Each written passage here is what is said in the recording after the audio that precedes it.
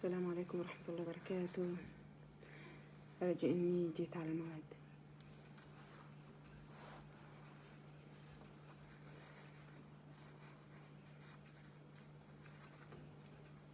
السلام عليكم، كيف الحال؟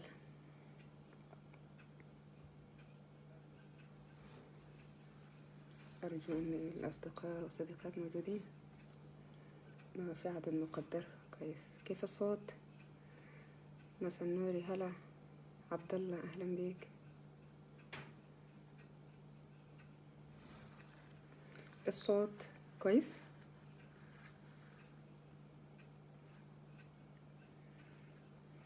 حد يديني إشارة إن الصوت كويس.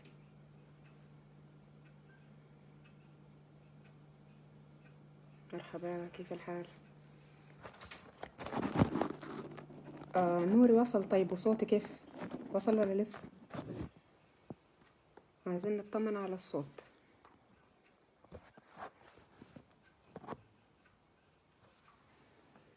الصوت جيد، شكرا لك. زمالك، الزمالك يكسب. اوكي، احمر عشان تظهر. اهلا وسهلا. الصوت ممتاز، شكرا يا امير، شكرا على الافاده.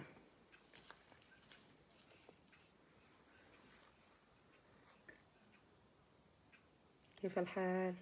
عليكم السلام ورحمه الله وبركاته. اهلا بيكم، منورين انتوا. الصوت منخفض. اوكي، الصوت منخفض. اعلى شيء عندي. طيب كويس، الحمد لله. طيب اللي عندهم الصوت منخفض يتشيكوا على المايك بتاعهم، يرفع الصوت شوي. واضح؟ كويس، شكرا لكم. نعومي بتقول انا مخضوض. شكرا يا نعومي. تسلمي لي. عليكم السلام ورحمة الله، أهلا وسهلا، مساء النور، يا هلا. اليوم طبعا هتحضرنا أستاذ سعاد بطلب عدد كبير من الأصدقاء. كلكم ما شاء الله حبيتوها، وهي شخصية صراحة جديرة بالحب وبالاحترام وبالتقدير. إنسانة لطيفة جدا، حبيتوها البث اللي فات، وأنا كمان اتعرفت عليها وحبيتها كتير. وإن شاء الله حيكون عندنا يعني لقاءات أكتر، لأنها إنسانة قريبة على قلبي صراحة. أهلا بيكم. واحد واحد واحد. اوكي، صوت كويس، مسموع جيد جدا. اوكي، يسلموا، شكرا كتير. تمام.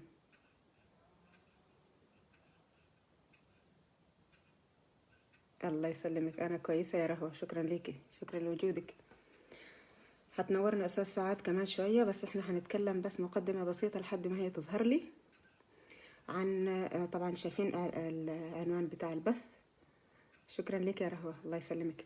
عنوان البث عن حصائد الألسنة، وليه هو مهم عندنا؟ عشان الفيسبوك للأسف صار يعني محل للنزاع والمنازعة وكل الأشياء اللي هي غير لطيفة، يعني غير لطيفة في أدناها، يعني في أعلاها اللي هي بذيئة وتوجع القلب. يعني شايفين انتوا الحال واصل فين.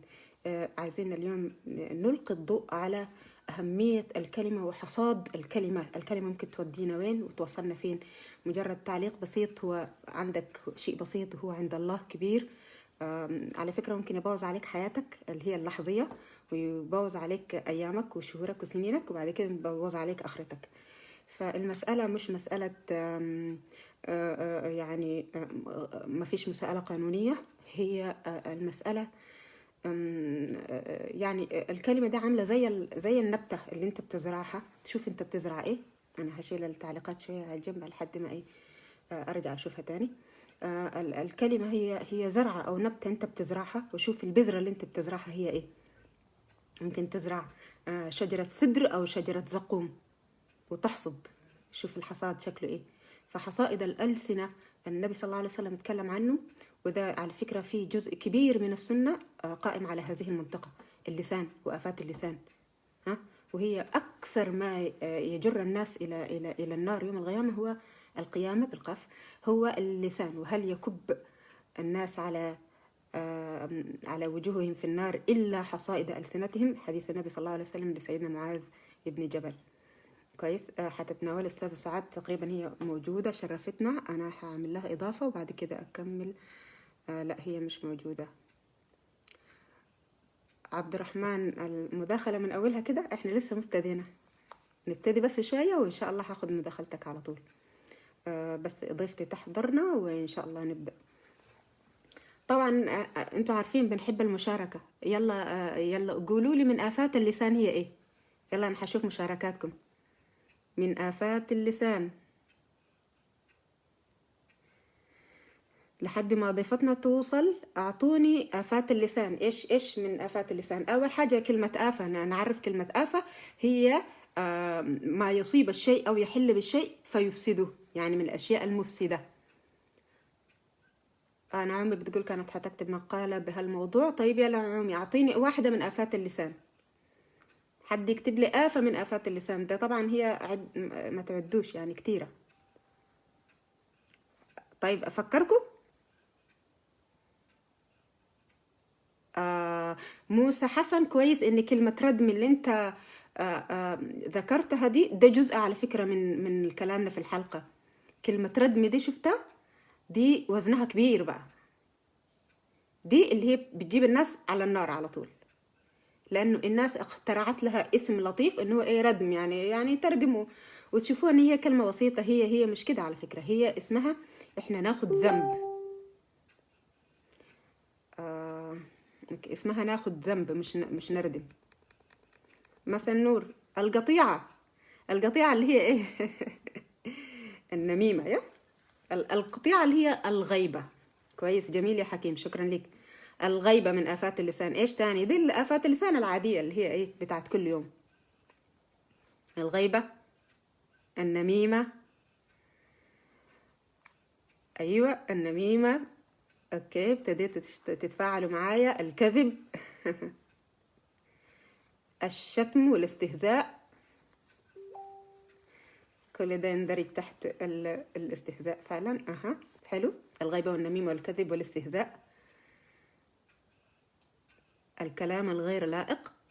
اوكي جميل. افشاء السر، يا سلام، كلام جميل جدا. افشاء السر من آفات اللسان على فكرة. عليكم السلام ورحمة الله وبركاته. أستاذة سعاد موجودة؟ متأخرين؟ لا أنا لسه طالعة من شوية يا عزيزة، مش متأخرين ولا حاجة. مرحبا، أهلا وسهلا، نورتوني كلكم. شكرا لحضوركم يا جماعة. طبعا دي آفات اللسان العادية اللي هي بتاعت الكذب والغيبة والنميمة، اللي هو كل الناس عارفاها صح. بس في حاجات تانية احنا مش واخدين بالنا منها، وهي من آفات اللسان اللي هي ايه بتجيب لنا المصايب. وتلاقي انت كل اعمالك في الدنيا الجليلة العظيمة اللي كنت بتعملها بتروح منك كده كيس فاضي، زي ما التنمر يندرج تحت ايه يعني الاستهزاء والشتم. صحيح، جميل.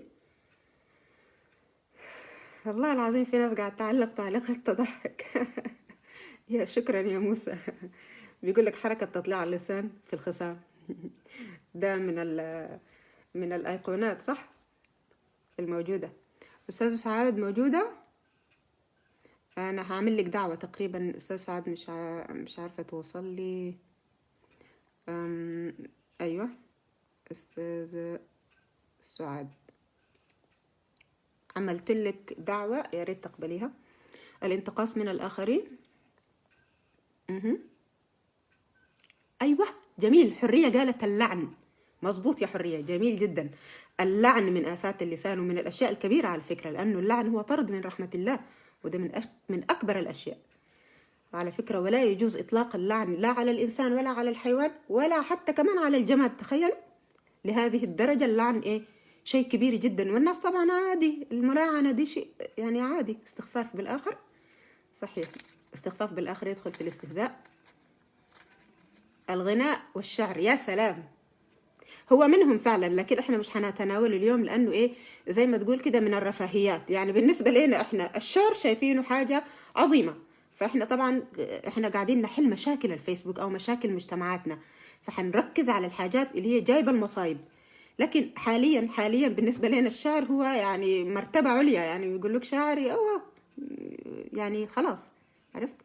فمش هنتناوله، بس هنتناول الحاجات اللي هي فاسده المجتمع وخاربه على الناس.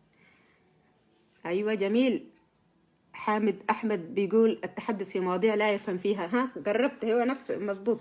مظبوط، اللي هو أي الكلام فيما لا يعنيك. جميل، خلاص نخش في موضوع النقاش. أوكي، أحمد بيقول إيش موضوع النقاش؟ آفات اللسان أو حصائد الألسنة. إحنا قلنا إن الألسنة يعني عبارة عن كل كلمة أنت بتقولها هي زي ما تقول إيه، شبهها بالبذرة اللي أنت بتبذرها، وشوف هي حتطلع لك إيه الطرح اللي حتطرحه. كويس. فهنتكلم عن آفات اللسان اللي بتهمنا حاليا في مجتمعنا أو في ساحة الفيسبوك. هتكلم عن الكلام فيما لا يعنيك. طبعا ده حدث ولا حرج. يعني بيكون مثلا في بوست انت شايف انه شيء ما يهمك كتير، لكن بس تدلي بدلوك دخول للدخول. هذا من آفات اللسان. وليه الكلام فيما لا يعنيك؟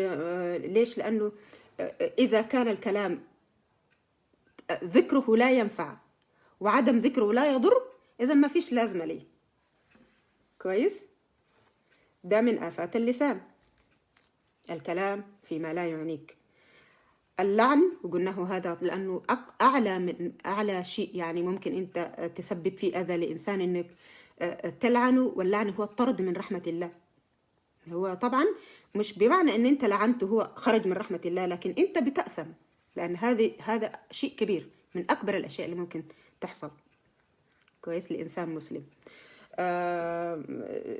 الادلة على عدم جواز اللعن او عدم استحبابه: ليس المؤمن بالطعان ولا اللعان ولا الفاحش ولا البذيء. انا بس هذكر شوية حاجات لحد ما استاذة سعاد تحضرني. الأصدقاء اللي عنده تواصل مع أستاذة سعاد يا ريت تقولوا لها إن البث ابتدى وإن أنا إيه بستدعيها. أيوة. نمرة 2، أنا قاعد أتكلم على الأشياء اللي تهمنا حاليا في ساحة الفيسبوك، لكن طبعا آفات اللسان كثيرة ومن أهمها طبعا الغيبة والنميمة. لكن الغيبة والنميمة الكل بيعرفها وعارف إيه يعني آفاتها هي إيه ومآلاتها هي إيه، لكن إحنا قاعد نتكلم على الأشياء الصغيرة اللي الناس ما تاخد بالها منها، وفي نفس الوقت هي عند الله كبيرة. كويس. وبتعمل شقاق بين الأمم وبين الناس، وهي اللي بتخلي أمة تحبط أو تنجر إلى الأسفل وما تؤدي إلى أي نجاح، وهي اللي تخلي أمة مثلا تكون في توازن أو في بناء أو في يعني ارتفاع. كويس. مش احنا قلنا هنبحث عن مشاكل أمتنا عشان نحاول يعني. والساحة الفيسبوك هي أكبر ساحة بتجمع الأمة الإريترية، سواء اللي كانوا في داخل البلد أو في خارجها، سواء كانوا أجيال جديدة أجيال قديمة أو أجيال المناضلين القدامى، يعني بتجمع كل الناس. لذلك ساحتنا دي لازم ننظفها شوي. أستاذ سعاد موجودة. طيب،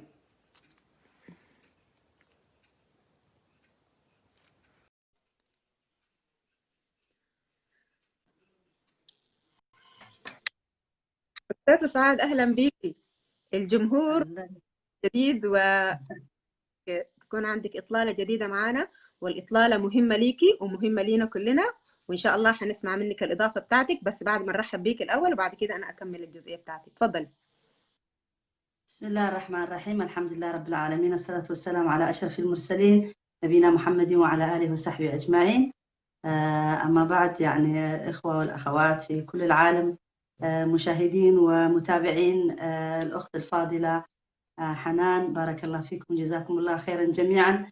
مع يعني إضافات حنان تكفي وتفي، بس ممكن أنا أتعلم وأستفيد من مشاركاتكم بإذن الله تعالى. وشكرا على استضافتكم لي، وشكرا على يعني على المرة الماضية، والآن إن شاء الله يعني في هذا الموضوع نفيد ونستفيد بإذن الله تعالى. بارك الله فيك، جزاك الله خير. تسلم تفضل.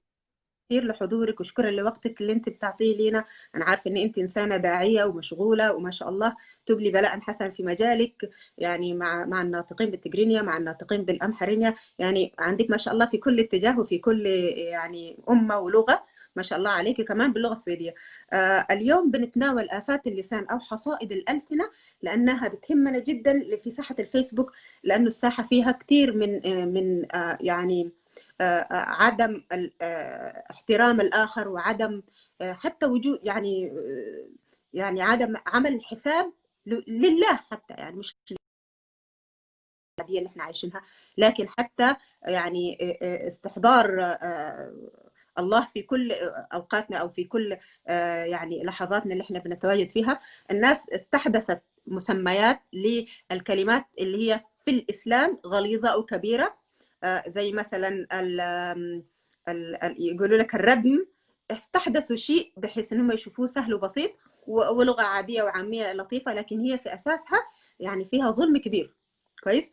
اليوم حنتناول حصائد الألسنة أو آفات اللسان اللي هي منتشرة في ساحتنا في الفيسبوك أكتر. احنا طبعا الغيبة والنميمة والنفاق والكذب كل هذه الأشياء معروفة جدا والناس كتير بتعرفها، لكن حنتناول اليوم الأشياء اللي بيغفل عنها الآخرون. احنا تناولنا تقريبا نقطتين أو ثلاثة قبل وصولك وتشريفك لنا. اتكلمت عن الكلام فيما لا يعنيك، دي من آفات اللسان، وضربنا عن جبنا هو حديث رسول الله صلى الله عليه وسلم. لا، مش في الكلام فيما في اللعن. اللعن برضو قلنا انه ليس المؤمن بالطعان ولا اللعان ولا الفاحش ولا البذيء. اتكلمنا عن ايوه الكلام فيما لا يعنيك، ما يلفظ من قول إلا لديه رقيب عتيد. هنتكلم عن نقاط أخرى أنا محضراها، وشوف أنت محضرة لنا إيه يا أستاذة. أنا بتكلم عن فضول الكلام. فضول الكلام من أكبر الأشياء، من أكبر الآفات اللي هي متواجدة عندنا في الساحة في الفيسبوك. فضول الكلام هو إيه؟ فضول الكلام هو الزيادة والمبالغة على الشيء. يعني أنت ما تعطي الشيء حقه الطبيعي العادي، تعطيه أكثر وتضيف إليه الأكثر. تظن بذلك ان انت بترفعه، ان انت بتشجعه، تظن انه انت بتعطيه يعني دفعه. هو ليس من هذا القبيل. هو يعني عدم الاختصار وعدم الايجاز بيوقعك في خطأ. ليه؟ في دليل بيقول لك طوبى لمن امسك الفضل من لسانه واطلق الفضل من ماله. يعني ما تتفضل بكلام كثير زياده عن اللزوم، لكن تفضل بمالك. طوبى لمن امسك الفضل اللي هو ايه؟ الزياده من لسانه. اه واطلق الفضل من ماله. طبعا الفيسبوك ساحه مليانه حبيبنا وينك، الاشياء اللي هي ايه؟ زيادات. يعني في كل حته كلمه حبيبنا انت محاسب فيها. لو فعلا الشخص ما بتحب الحب ده، اذا انت بتكذب، اذا انت بتقول فضل شيء زياده زائد عن الحد. أستاذة أترك لك المجال للإضافة، لكن دي الأشياء اللي أنا بتناولها بحيث إن إحنا ما نتناول الشيء الطبيعي المعروف متعارف عليه في آفات اللسان، لكن الأشياء الفضل اللي هي الناس ما تشوفها لكن موجودة يعني في اللحظات اليومية، مش في الحياة في اللحظات اليومية. اتفضلي. بسم الله الرحمن الرحيم. الحمد لله رب العالمين والصلاة والسلام على أشرف المرسلين نبينا محمد وعلى آله وصحبه أجمعين. أنا بداية أحب أقول إنه سبحان الله الإسلام يعني دين نظام حياة. يعني نحن لازم نستشعر يعني مبادئ الإسلام وما جاء من أجله. يعني سبحان الله، يعني نظام دقيق جدا. لا يمكن إنسان يقدر يعمل هذا النظام إلا أنه يكون فعلا وحي رباني. يعني الله سبحانه وتعالى حفظ لنا هذا الدين بالقرآن، وحفظ لنا هذه السنة بعلماء صالحين أجلاء يعني وضعوا لنا إياها. طبعا آفات اللسان يعني فيها علم بحر. يعني ما في الإسلام موضوع إلا فيه بحر من العلم. يعني تستغربي أنت بعد الأحيان، تتعجبي.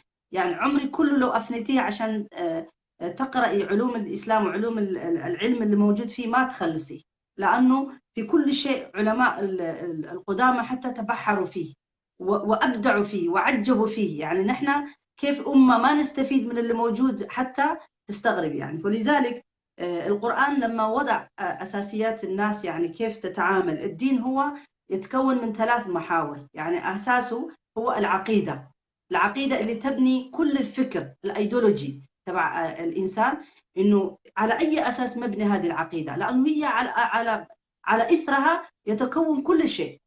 فلازم مبني يكون على إيمان صحيح، عقيدة صحيحة، ودين صحيح، ونية سليمة، وطريق صحيح اللي هي سنة الرسول صلى الله عليه وسلم. وإلا كل شيء يعني يقع ينهدم إذا خرجنا عن هذا الإطار. فبالتالي وضع لنا العقيدة اللي هي العقيدة يعني تعريف الله سبحانه وتعالى، تعريف الملائكة، هذه كلها اللي تقريبا كل الأطفال يتعلموها، يعني أركان الإيمان، أركان الإسلام، الإحسان تعليميا. لكن يعني نحن أصبحنا نأخذ كل شيء سطحي، العقيدة سطحية وملابسنا سطحي، ويعني ما نتعمق في أعماقنا الذاتية يعني داخلنا. فبالتالي فهو يتكون من هذه العقيدة اللي هي لازم تكون سليمة، يعني نزيهة من الشرك، نزيهة من كل ما يخرجنا عن الإسلام. يعني هذا أول أساس. ثاني أساس يجي هو العبادات، يعني كل ما نتعبد به لله سبحانه وتعالى من وين بيجي؟ بيجي من القرآن والسنة، عندنا دليل من الكتاب والسنة. فدائما أنا أقول لهم لازم دائما نرجع أي شيء نتكلم فيه نرجعه لأصله، يعني قال الله وقال الرسول، لأنه العلوم الأخرى، الناس الأخرى، الآراء الأخرى ممكن يكون فيها أقوال كثيرة، والإسلام ما يتعارض مع أي شيء جميل في الدنيا ينفع الناس. مستحيل تلاقي شيء يعترض أي حكم في الإسلام مع شيء مفيد في الجوهر وفي الخارج. يعني ممكن بعض الأشياء تكون خارجها، يعني مثلا نحن عايشين في الغرب، الناس بتشوفها خارجيا ما شاء الله هذه يعني قوانين كذا، لكن أنت تعال أنت من الداخل شوفها قد تكون هي يعني تتعارض مع الدين. فنحن لازم نعرف في أي مكان. فهذه العبادات مش على كيفنا، مش على كيف الواحد يجي يقول لك اعمل كذا وما تعمل كذا، لأنه العبادات توقيفية، سواء كانت في الصلوات يعني هذه الناس كلها تعرفها، بس من أجل التذكير عشان نأصل يعني كل شيء. يأتي بعدين المعاملات. المعاملات كمان يعني زي العبادات توقيفية، يعني معاملاتنا كمان نحن الرسول صلى الله عليه وسلم وضع لنا كيف نتعامل، كيف أنا أتعامل معك أنت. معلش قاعدين يتصل. هل أنا يعني عندي العلاقة خلاص عشان أنت أختي مسلمة يعني على كيفي معاكي، يعني حتى لو في أنا وأنت مسلمة، هل في آداب بيناتنا بالتعامل؟ هل أنا يحق لي إني أنا أتدخل في حياتك أو في وضعك وفي شكلك وفي كذا على كيفي؟ يعني كل شيء وضع لنا، يعني وين نحن نتدخل وين ما نتدخل، وين نتكلم وين ما نتكلم. فلذلك الله سبحانه وتعالى يعني واللسان، يعني زي ما انتم عارفين حديث معاذ رضي الله عنه، لكن قبله لازم نرجع للآيات الأول. الله سبحانه وتعالى لما يقول لنا في سورة البلد ألم نجعل له عينين ولسانا وشفتين، يعني حتى في تعمق في هذه الأشياء. ليش الله سبحانه وتعالى يعني اللسان والأذن؟ تخيلي هذول حتى الناس اللي ربنا يعني حرمهم من الاستماع أو من الكلام، حتى هذول أصبح عندهم أسلوب خطاب يخاطبوا الناس. يعني تقعدي لما جنبك في القطار أو أي شيء ناس يتكلموا مع بعض، يعني زي اللي عندهم لسان وأفضل كمان، فما تمنعوا كمان من الكلام، يعني محسوب عليهم حتى هذول اللي يتكلموا بالإشارات وكذا. حتى نحن لو نأشر على شخص إشارة سيئة حيحسب علينا، حيكتب لنا، يعني مش بس باللسان، حتى الحركة. إحنا عندنا يقولوا له يعني لغة الجسم، لغة البادي، يعني حتى هذه تتكلم. يعني ما تحتاجي بعد الأحيان لكلام، بس نظرة تكفيكي، أو أسلوب ينظر لك إنسان يعني كأنك ما تسوي، يعني حشرة ممكن هذا يعني عند الله ما يحسب يعني. فلذلك الله سبحانه وتعالى لما يقول لنا في القرآن ما يلفظ من قول إلا لديه رقيب عتيد، سورة قاف. وآية أخرى لا خير في كثير من نجواهم إلا من أمر بصدقة أو معروف أو إصلاح بين الناس.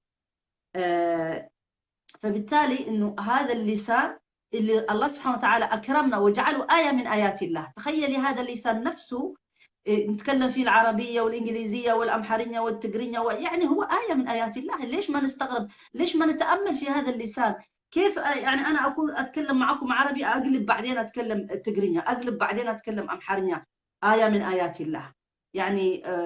فلذلك هذا اللسان ربنا يعني أراد مننا نحن نستعمله في الخير، نستعمله في الأمر بالمعروف والإصلاح بين الناس، ووضع لنا أطر وأسس يعني تعاملنا مع الآخرين، وإنه نحاسب عليه يوم القيامة. كل كلمة وكل حرف، يعني ما يكتبه الإنسان، ما يقوله الإنسان، يعني ما جسمه ما يقوله الإنسان محاسب عليه بقوله. ولذلك الله سبحانه وتعالى يقول أيضا في آية أخرى قل أبي الله وآياته ورسوله كنتم تستهزئون لا تعتذروا قد كفرتم بعد إيمانكم إن تكفوا عن طائفة منكم نعذب طائفة بأنهم كانوا مجرمين. يعني الله سبحانه وتعالى وضع هذه الآيات يعني من أجل الناس، لأنه الكلام مش على، في بعض الناس يقول لك يعني على كيفي أنا حر أتكلم زي ما أنا عاوزة، لكن أثره في الناس الثانية يعني زي كيف، يعني حتى مجرد الابتسامة الله سبحانه وتعالى وضع فيها أجر، يعني ابتسامتك في وجه أخيك صدقة يعني. فلذلك الكلام نحاسب عليه على صغيرة كانت أم كبيرة، فبالتالي وضع لنا هذه الآيات. وراح نروح لحديث معاذ بن جبل أيضا كيف تكلم فيه، فأترك لك المايك إذا في. تسلمي تسلمي أستاذة، شكرا كثير.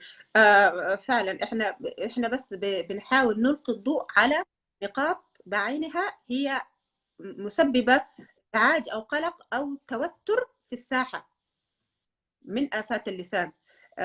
لو يعني أنا مثلا هناقشك في بعض الأشياء اللي هي عاملة حاليا مشكلة، والبث ده على فكرة هو بطلب من الشباب اللي تأذوا، أو يعني يقع عليهم إيذاء كبير من الآخرين. هو يقال عليه التنمر، أو التنمر حاليا الكلمة الأكثر شيوعا، لكن هي في النهاية اسمها إيذاء وتعدي. ولأنه ساحة الفيسبوك لم تعد ساحة يعني منازعة أو قضاء، فالكل يعني إيه واخد راحته في الحياة.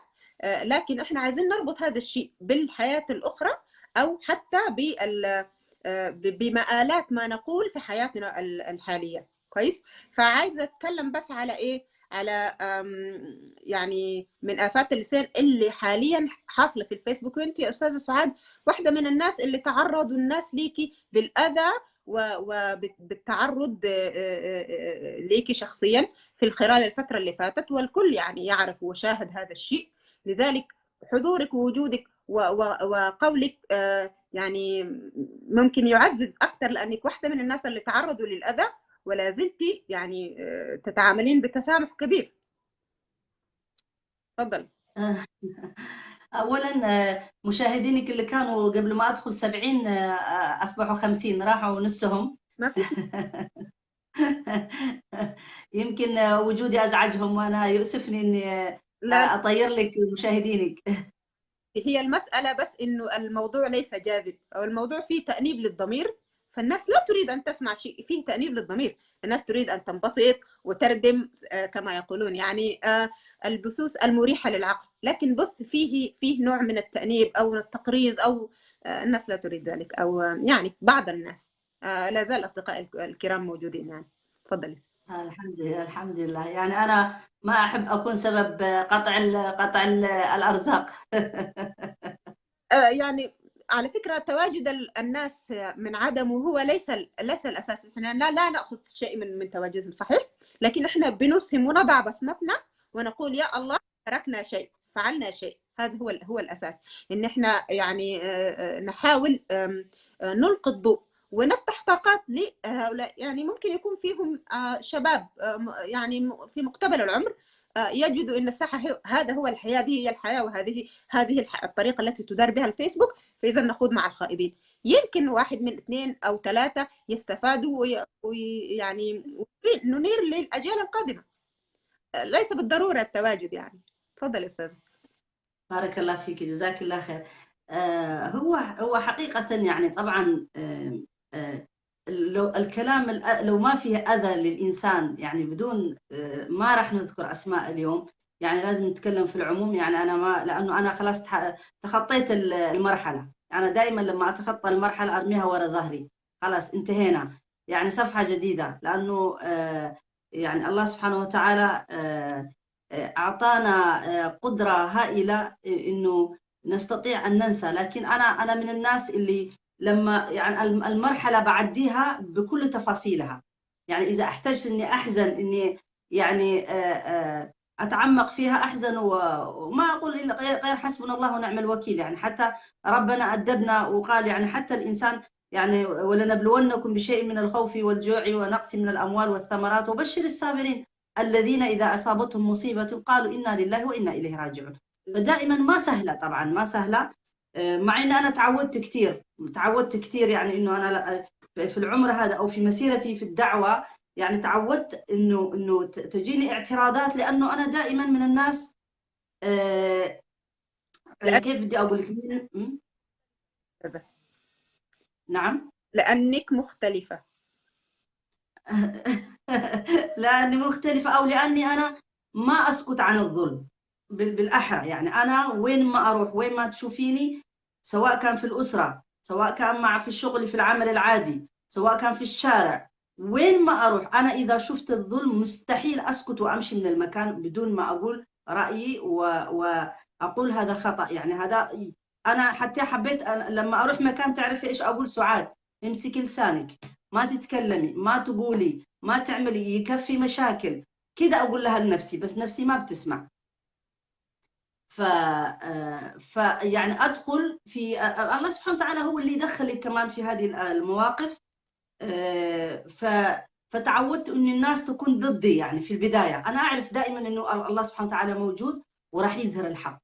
يعني انا ما مر علي يوم دخلت في موقف في مكان في حق، اقسم بالله الا واظهره الله سبحانه وتعالى، ولو بعد حين، يعني ولو بعد فتره طويله. يعني انا استغرب، بس الناس ما تعترف بهذا. تفضلي. جميل. إن الله يدافع عن المؤمنين أستاذة، أكيد يعني. يعني سبحان الله، أنت تترك الشيء ولكن الله يعني يقدر لك أو يقيم لك من يدافع عنك، وأنت لست في حاجة إلى ذلك. لكن أنا بقول إن إحنا نعطي خبراتنا للأجيال الجديدة، أو للأجيال الموجودة حاليا في الفيسبوك، الشباب الموجودين اللي بيتناحروا، أو كلمة ردم، هذه الكلمة التي أصبحت كالماء، يعني تشرب كده وما في أي مشكلة في استخدامها، وهي عند الله كبيرة. يعني هم استخدموا لها لفظ ثاني، هي غطاء، لكن اللفظة الأساسية هي لفظة كبيرة، وهي التعدي والتهجم. كويس. ومن آفات اللسان اللي منتشرة عندنا في الفيسبوك، ويعتبروها يعني شهادة. وعلى فكرة البث أو اللايف الذي فيه ردم، هذا هو يعني هو منتهى الناجح. بالضبط، هو ده منتهى الطموحات صراحة، لأنه لطيف يعني على المسامع، والناس تريد أن تخرج من حياة الرتابة والملل إلى هذا العالم. يعني هم بيعتبروه نوع من الشجاعة. هو مش شجاعة يا إخوة، الله يحفظكم. الردم ليس الشجاعة. إذا كان في الحق فهو قول الحق، لكن الردم هذا شيء آخر. من آفات اللسان يا أستاذة عايزين نتكلم عنها، الخوض في الباطل، وهو التحدث في المحرمات، أو التحدث في أمور النساء، وخصوصا النساء، لأن الرسول صلى الله عليه وسلم وصى بهن التعرض للنساء، التحدث في مجالس الفسوق أو شؤون الملوك والأمراء. وفي حديث يعني بيقول لك من أعظم الناس خطايا يوم القيامة أكثرهم خوضا في الباطل. الخوض في الباطل طبعا يملأ الساحة. تفضلي. بارك الله فيك، جزاك الله خير. يعني أخونا الذي كتب يعني إنه ليش التشاؤم إنه دائما هكذا، هو بحكم العمل الدعوي. أي إنسان يعرض له، أي إنسان، مش حتى الدعوة، أي إنسان يخرج للعمل لشيء يعني فيه فائدة للناس أو يعمل، إلا يجي انتقادات. نعم. لكن نحن اللي يمنعنا إنه حتى الناس الراقية، حتى لما تنتقد يعني نقد بنائي، ما تنتقد في أعراض وفي أشياء خاصة. نعم. وفي الدعوة طبعا نحن الرسول صلى الله عليه وسلم قدوتنا، والرسول صلى الله عليه وسلم أوذي في كثير من الأشياء، يعني أوذي في حياته وفي في عرضه وفي كل شيء، ما تركوا شيء. يعني قالوا عنه كلنا نعرف هذا الشيء، لكن إنك تعرف وإن تعيشه كمان مش نفس الشيء، يعني يختلف تماما.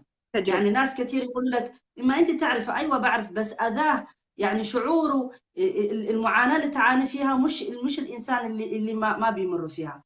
فبالتالي ما دام انت في هذا المجال، وانا يعني من الناس في بهذا الموقف الاخير اللي كان موجود، يعني بكيت وحزنت وقلت هذا شعوري لاخوه واخوات قريبين لي، وصبروني على هذا الشيء، لانه فعلا فيه اذى وفيه تلفيق وكذب بكل شيء يعني بما تعنيه من الكلمة.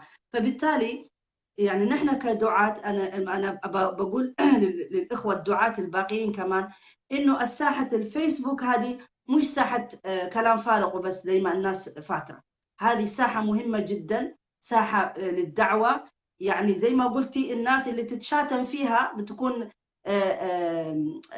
مشاهداتهم عالية والناس تأتي، لكن نحن لازم نقدم البديل. طب إذا ما في بديل الناس حتروح لهذا الموقع، يعني أكيد. يعني إذا في سوق في الحي، ما في إلا هذا السوق وإيش اسمه مواد رديئة ومش جيدة، بس ما عندك حل إلا إنك تروح إلى هذا السوق، إلا لازم تجي تشتري من هذا السوق. الناس كلها حتروح لأنه مضطرة تعمل هذا الشيء، والناس كمان مضطرة تسمع وتشارك وتشوف يعني كيف الفيسبوك ليش عملوه هم الناس، مش لهذا السبب.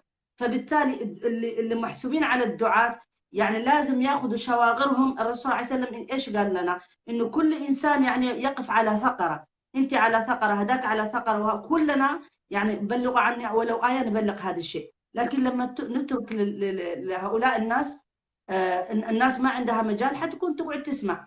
ويحلي لي لما انت كل السنين هذه تتركي لهم لحالهم ويعملوا زي ما قلت الشباب والناس تستمع لهم وتتابعهم. مؤكد يعني تخيلي انه الافكار ما تبنى في يوم واحد، هي مره على مره وعلى مره وعلى مره، لكن عفوا انك تشيليها كمان ما حتكون مره واحده، كمان حتشيلك سنين الله عشان من جديد تغيري هذا الجيل. ليش طيب احنا ما نكون بديل موجودين في المكان، على اساس الشخص اللي عاوز يستفيد، اللي عاوز يتعلم، حيسمعك انت، حيسمع هذا، هيسمع هذا، ويكون عنده فكر خاص به، يكونها مع القرآن والسنة وياخذ الافضل بدل ما ياخذ الرديء اللي موجود. هذا هو. ولكن الخوض يعني اللي موجود في الباطل يعني كثير جدا، وطبعا العلماء تكلموا عنه. لكن الحديث هذا اللي هو حديث معاذ يؤدبنا، يعلمنا كيف انه لما قال عن معاذ بن جبل رضي الله عنه قال: قلت يا رسول الله اخبرني بعمل يدخلني الجنه ويبعدني عن النار. يعني هذا السؤال في حد ذاته تتكلمي فيه كثير، اللي الانسان يبحث عن شيء يفيده ويبعده عن النار ويدخله الجنه. إذا هو إنسان فعلا مقرر إنه يبحث عن الجنة، فما ممكن يقعد يستمع لكلام فارغ ولأشياء ما فيها مسبات الناس وفيها يعني أذى للناس، لأنه الله سبحانه وتعالى لا يقبل هذا الشيء. مين ما كان، نحن نفكر نحن بس للمسلمين ما نأذي نفسيا، لمين ما كان. إذا كان الله سبحانه وتعالى يعني يأدبنا كيف نتعامل مع الحيوان، ما نأذي حيوان، لا يعني نمنعه من الأكل ولا نضربه ولا نعمل. يعني الرسول صلى الله عليه وسلم لما يتكلم عن أي دابة نستعملها يقول لك استعملها بأدب يعني وباحترام وبالطاقة اللي عندها كمان، مش أنت تحملها فوق طاقتها وبعدين عاوز توصلك للمجال. فبالتالي نحن أدبنا في كل شيء. فلذلك لا يجوز عندنا الخوض في أي شيء إلا بعلم، إلا بدليل. فبالتالي لما يقول له يعني سألت عن عظيم، يعني هذا الشيء اللي سألته عنه، قال لقد سألت عن عظيم وإنه ليسير على من يسره الله تعالى عليه. يعني هذا السؤال يعني سؤال كبير في حد ذاته. يعني كلنا محتاجين نسأل لأنفسنا إحنا إيش عاوزين. أنا عاوزة أفهم الناس إيش عاوزة. إحنا قاعدين نقول مسلمين، بس في واقع حياتنا يعني لا يدل أبدا. أنا ما أعمم كمان عشان ما تفهموا علي خطأ. دائما لما أنا أتكلم ما قصدي على التعميم. الحمد لله الخير فيه وفي أمتي إلى يوم الدين. الرسول صلى الله عليه وسلم قال الخير موجود كثير، لكن نحن دائما نتكلم عن الأشياء اللي لازم تتغير، لأنه الشيء الخير الكويس يعني خلاص ربنا حتى يعني لما جاء الإسلام وقال الرسول صلى الله عليه وسلم إنما بعثت لأتمم مكارم الأخلاق، ما قال أنا جاي عشان أجيب يعني الأخلاق كلها كويسة، لا، هو قال في موجودة أساسا الكتب السماوية اللي جات قبل الإسلام جابتها كلها، بس جاي يعني يختمها ويعني ويحليها ويحط لها أساس. فبالتالي الإسلام هو منظومة حياة يدخل في الفرد وفي المجتمع وفي الحكم وفي كل شيء. في كثير من الناس يقولوا لي أنا ما تتكلم في السياسة. مين قال إنه الإسلام ما يتكلم في السياسة؟ مين قال الإسلام ما يتكلم؟ هو الإسلام جاء في كل شيء، في كل شيء، لكن نحن لازم نقيده بما قال الله سبحانه وتعالى فيه، وما قال فيه الرسول صلى الله عليه وسلم، من أجل أنه يكون يعني فيه فائدة، لأنه ربنا ما أراد مننا نشقى. يعني طه ما أنزلنا عليك القرآن لتشقى. يعني نحن ما جاني الإسلام عشان نكون تعساء وعشان نكون متأخرين متخلفين. وحتى لما نترك الدين، أنا دائما بتعجبني قول عمر بن الخطاب، يعني نحن قوم أعزنا الله بالإسلام ولو ابتغينا العزة في غيره أذلنا الله. هذا لكل المسلمين، يعني قاعدة اتركي القرآن والسنة. حتى هذا القول لو أخذتيه، انه دائما انظري المسلمين لما يعودوا لكتابهم بيكون عندهم عزه، بيكون عندهم رفعه، بيكون عندهم مكانه، الكل يعمل لهم حساب. لكن لما يبتعدوا عن القران وعن السنه وعن دينهم، والله العظيم يعني حتى بين البشر وبين الناس نكون نحن اسوأ الناس، يعني متاخرين جدا، لا عندنا اتيكيت ولا عندنا تعامل، يعني حتى ما نكون زي الناس الثانيه. فبالتالي يعني خسرنا الدنيا والاخره. فدائما نحن رجوعنا لكتاب الله، زي ما قال في هذا: لقد سألت عن عظيم وإنه ليسير على من يسره الله عليه، تعبد الله لا تشرك به شيئا وتقيم الصلاة وتؤتي الزكاة وتصوم رمضان وتحج البيت. ثم قال: ألا أدلك. الآن إحنا زي ما قلتي الأشياء الأساسية كلها عارفينها. ألا أدلك على أبواب الخير: الصوم جنة والصدقة تطفئ الخطيئة كما يطفئ الماء النار، وصلاة الرجل في جوف الليل. ثم تلا: تتجافى جنوبهم عن المضاجع.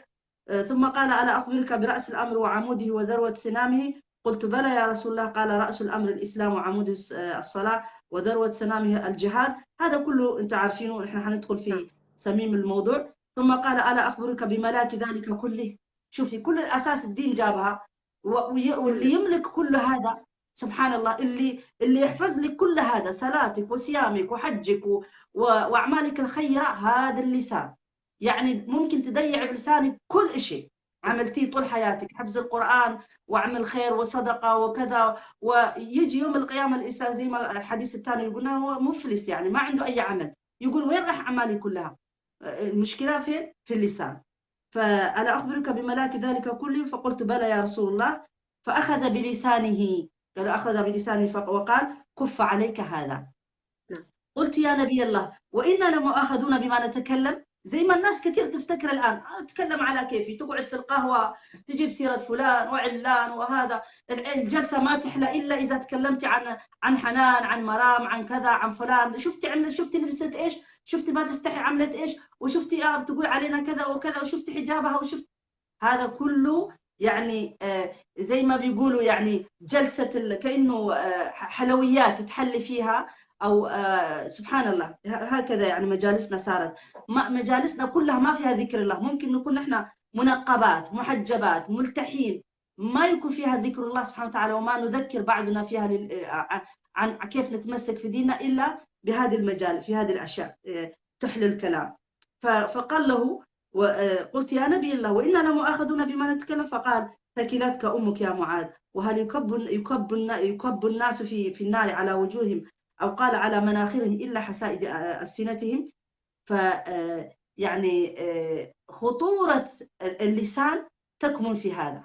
نحن ما ممكن نحافظ على عقيدتنا وعلى ديننا إلا إذا حافظنا على هذا اللسان اللي ربنا أعطانا من أجل أن نعمل فيه خير. وهذا يدخل في كل شيء، في العلاقات الزوجية، في العلاقة الأم بأبنائها، علاقة الإخوة في الأسرة، علاقة الأصدقاء بين بعض، علاقة عمل مع عملك، في شغلك، كيف تتعامل مع الناس، كيف إيش تقولي لهم. لأنه الأطفال تعرفي لما نعلمهم، أنا دائما أجيب مثال للأطفال، يعني كل شيء العلم في الصغر كالنقش على الحجر، وزي ما بيقولوا لازم نأدبهم من البداية، لازم يتعلموا كيف يتكلموا، كيف يعني يحترموا الآخر. يعني إحنا عندنا في السويد تعرفي لما إذا سألتي أي سويدي يعني عاوزة تتكلمي معاه في موضوع ويقول لك أنا تجيب سيرة، يقول لك أنا ما عاوز أتكلم في الموضوع، حقه هذا، تعرفي حق يقول أنا ما عاوز أتكلم. يعني يو فيل أنت براتا أم، يقول لك أنا ما عاوز أتكلم في الموضوع،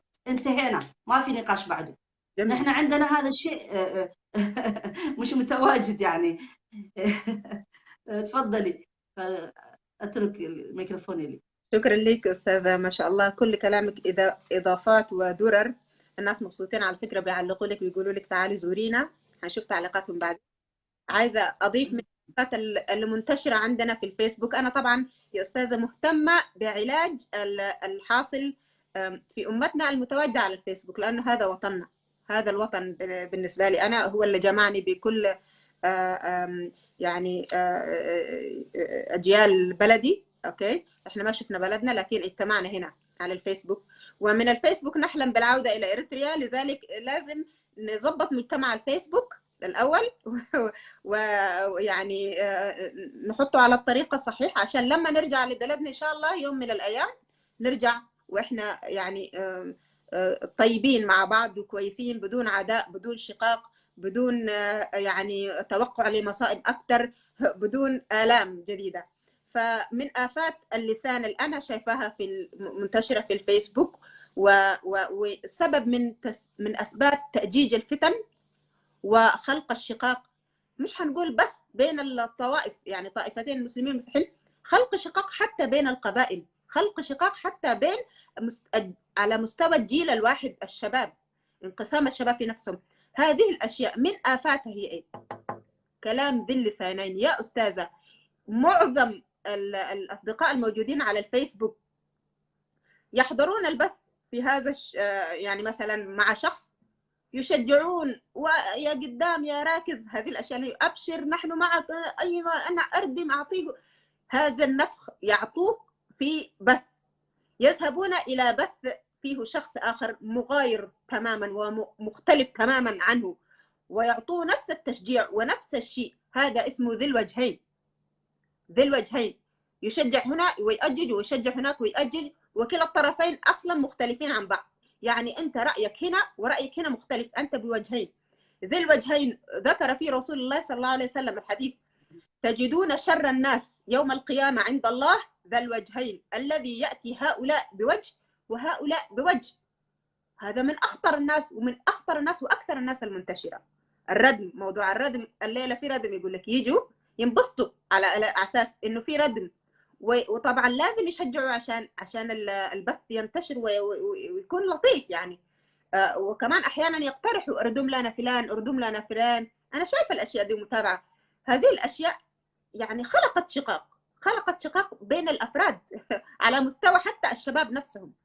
كويس. فعايزة بس إن احنا نوجه لهؤلاء إنه أنتوا سبب ضعفنا، وأنتوا سبب الشرذمة، وأنتوا سبب يعني إنه الساحة، حتى أنت لا تستمتع بوجودك يا أخي، لا تستمتع حتى بوجود يعني شيء يعني تعلق عليه أمل، لم يتركوا لنا شيء. فإحنا عايزين نحارب هذه الآفات وهذه الظواهر المنتشرة. كويس. على الأقل نحد من وجودها. احنا طبعا مستحيل ان احنا كل الناس يعني ستلتزم وتتأدب وتتهذب. الناس تعرضوا لذات الله العليا يعني، وقالوا يد الله مغلولة غلت أيديهم. فطبعا احنا مش هنقول انه نخلق مجتمع مثالي على صراط مستقيم، لكن نخلق مجتمع على الأقل يعني يخاف الله، يخشى، على الأقل يخشى يا أخي على بعضه البعض، يعني نخشى على بعض. هذا التشرد اللي احنا فيه، هذا الألم، هذه الغربة اللي احنا متواجدين فيها، فما نؤجج أكثر وما نخلق الفتن اللي يعني في الآخر كلنا موجودين على ساحة الفيسبوك، لم نصل إلى أرض الواقع بعد. تعليقك يا أستاذة، تفضلي. بارك الله فيك حنان، حقيقة كفيت ووفيت بالكلام. يعني أنا دائما أقول هكذا، يعني إنه نحن يعني مدام عندنا آمال وأحلام وطموحات لأي كان، يعني سواء راح نرجع لبلادنا أو ما حنرجع، لكن هي آمال الإنسان، يعني الآمال والأحلام هذه اللي يعمل فيها إذا لم ينجح. أنا دائما شفت الجروبات الواتساب وجروبات الفيسبوك وهذه كلها، إذا لم يستطع الإنسان أن ينجح في هذه الأشياء لا يمكن ينجح في واقع. أنا هذا رأيي، لأنه في هذه تجربة. أنا أتعامل على أن أنت في أستراليا، أنا هنا، لكن أنا بتعامل على أنه أنت معايا في نفس المجتمع، لأنه لا يمنع أبدا رغم المسافات البعيدة اللي بيننا أني أنا أتعامل معك بما يرضي الله. هذا هو الأساس، لأن أنا يوم من الأيام بلكن أجدك في مكان. يعني أنا أتذكر يعني محاضرة عملتها أو درس عملته في الواتساب ونشرته في البداية. أنا ما كنت أفهم إنه يعني التكنولوجي في البداية، يعني لما كان يوصل للعالم كله ما كان عندي خلفية إنه كل العالم تسمعه. فتكلمت عن تجربة صديقة لي، موضوع المسامحة، إنه كيف الناس تأذي، وهذا أذى من ضمن موضوعنا. يعني تأذت من أهلها وصار يعني فيها مشاكل كثيرة جدا. وأنا حاضرة لهذا التاريخ وأعرف تفاصيل كل الموضوع. بس في النهاية أنا اللي بيني وبينها كان على أساس إنه بما إنه الوالدة تبعتها كانت مشتركة في الأذى، فقلت لها كل تركي إلا الوالدة، يعني أمك بدك تسامحيها وبدك تعتذري لها. فنحن اختلفنا في هذا الموضوع، وكل رحنا كل في جهة. بعد سنين كثيرة عرفت إنه هي تسامحت مع أمها وصارت، انبسطت كثير وفرحت كثير. فأنا تكلمت في هذا الموضوع، سبحان الله وصلها عن طريق جروب عائلة سمعته هذه الأخت، هذه الصديقة. بعدين احنا كنا قاطعين العلاقة سنين كثيرة. ليش؟ لأنه أنا في هذاك الوقت يعني كان يعني نصحي إلها يعني كان مر، ما قدرت تبلعه، ما قدرت تقبله. بس الحمد لله يعني ما متخانقين ولا أي شيء، ما في، نحن حبايب زي ما كنا من الأول. فلما عرفت هذا الشيء بعد أرسلت لي وقالت لي إنه هي حتى قالت كومنت في الجروب، وقالت إنه أنا، وهي عرفت إنه أنا أقصد هذه الحادثة، يعني صاحبة الشأن وصلها. إيش قصدي أقول لك؟ الآن ما في شيء بيتخبى. يعني أنت حنان إذا قلتي كلام سيء عني أنا حعرفه آجلا أو عاجلا، حيجيني يعني. وبالعكس ناس يبعثوا لي اسمعي شوفي حنان إيش قالت عنك، على طول على الماسنجر يبعثوا لك، شوفي إيش عملت، إيش قالت. ففتنوا. إيش هو ربنا يقول؟ ولا تطع كل حلاف مهين هماذ مشاء بنميم مناع للخير معتد أثيم. ليش الناس أصبح شغلها الشاغل إن توصل وتنمم وتعمل؟ يعني عن جد تضييع الوقت في كلام، يعني عمرك الثمين اللي ممكن نضيعه في الذكر الله سبحانه وتعالى، في قراءة القرآن، في عمل الخير، نحن نوصله في كلام. ايش حتستفيد؟ انت تشعل النار بين الناس، ايش حتستفيد؟ ايش حتستفيدي؟ بالعكس، يعني في ناس انا احترمتهم، يعني في اشياء صارت كانوا خايفين اني انا اسمع، حاولوا اني ما اسمعها. هذول الناس المحترمين، لانه شافوا ان انا حرد وان انا حتكلم وانه انا حامل، فحاولوا يمنعوا هذا الشيء. فاصحاب الفيسبوك اللي موجودين، اللي قلتي عنهم هكذا موجودين صحيح، لانه انا شفتهم في البث تبعي موجودين، وفي البث الثاني شفتهم كلهم. استغربت، صرت اقول معقول هذا الشخص، معقول هذا الشخص، صرت انا استغرب. ليش؟ لانه بالوجهين. فانا ما احترم اي انسان ذو الوجهين. انا اكثر الناس يعني يزعجوني هذول الناس اللي ما يستطيعوا يكون على قدر موقفهم. يا اخي كون على قدر موقفك، اذا عندك راي اطلع وتكلم وكن على قدك. انا يعجبني الغربيين اذا يؤمنوا بالشيء يعملوه، ما يهمهم لا المجتمع ولا الاهل ولا كذا، تقول لك انا اؤمن بهذا الشيء. يعني لو كان شيء سيء تطلع فيه تقول له. نحن لا، مثلا عندك موضوع المرأة وموضوع كذا وكذا، نحن لازم يعملوه متخبين. طيب ليش تعملوه متخبين؟ إذا أنتم فعلا على قدر المسؤولية اطلعوا واجهوا الناس، واجهوا المجتمع. أما نكون يعني دب الفيس هذه، يكون عندك وش مع هذا وجه. احنا عندنا في الإسلام اسمه النفاق، وإن المنافقين في الدرك الأسفل من النار. ربنا قال في نفاق كبير وفي نفاق، يعني في نفاق صغيرة كمان تؤدي إلى خروج من الدين. لازم نكون حذرين منها جدا، لأنه حياة الناس مش لعبة، أعراض الناس مش لعبة. نحن نستعملها على كيفنا. والله سبحانه وتعالى لما قال لنا يا أيها الذين آمنوا لا يسخر قوم من قوم عسى أن يكونوا خيرا منهم ولا نساء من نساء عسى أن يكون خيرا منهن ولا تلمزوا أنفسكم ولا تنابزوا بالألقاب بئس الاسم الفسوق بعد الإيمان ومن لم يتب فأولئك هم الظالمون. ومن لم يتب فأولئك هم الظالمون. يعني هذه الأشياء اللي الناس قاعدة تعملها وتستهين فيها وتستهتر فيها، اللي ما يتوب. أنا مع الإنسان اللي قذفني في عرضي وقال علي كلام كثير، أنا يوم القيامة حنقف مع بعض أمام الله سبحانه وتعالى، وما حتنازل عن حقي، ما أتنازل عن حقي، لأنه هذا حقي. ممكن أسامح إذا أنا عاوزة، ممكن أعفو يعني. وطبعا الإسلام يحبذ العفو، العافين عن الناس، الكاظمين الغيظ، عفوا. يقولوا لك الكاظمين، القرآن اللي يقول لنا الكاظمين الغيظ والعافين عن الناس صحيح، لكن في كمان العين بالعين والسن بالسن والبادي أظلم. يعني نحن عندنا في الإسلام مش أعطي وشك الأول يعني وجنتك الأولى وبعدين أعطيه وجنتك الثانية. لا حبيبي، ما ينفع هذا الكلام. يعني هذا لا يجوز عندنا في الإسلام، لأنه لو كان عندنا امير ولا دوله ولا احد نروح نشتكي. انا اشتكي لمين طيب؟ اذا انسان يعني تعدى حدود الله، تعدى شرع الله، تعدى كل القيم، لمين تروح؟ انا اختي كانت الان تكلمني قبل شويه، يعني سنه لها معلقه، يعني ما عاوز يعطيها طلاقها وهي بنت صغيره وعندها طفل، هذا من ضمن الاذى مثلا يعني. طب ايش حتعمل؟ تشتكي لمين؟ يعني لا ما عندها ورقة حكومية عشان تروح تسأل الطلاق. يعني في ناس فاكرة إنه والله عشان ربنا ما حينزل يأخذهم بإيدهم، فاكرين كذا يعني يعملوا على كيفهم، لكن يمهل ولا يهمل.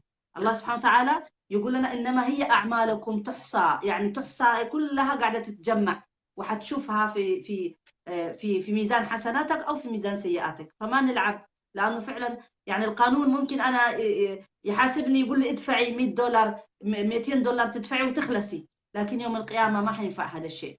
فيها نار جهنم والعياذ بالله، يا إما أبدية ممكن تكون، يا إما تتعذب فيها، أو فيها جنة، أو فيها رضا الله سبحانه وتعالى أو غضبه، وفيها يعني يوم حساب، يوم الصراط، يوم العذاب، وفيها قبر قبل كذا، يعني قبل كذا حتى قبل الوقوف أمام الله سبحانه وتعالى.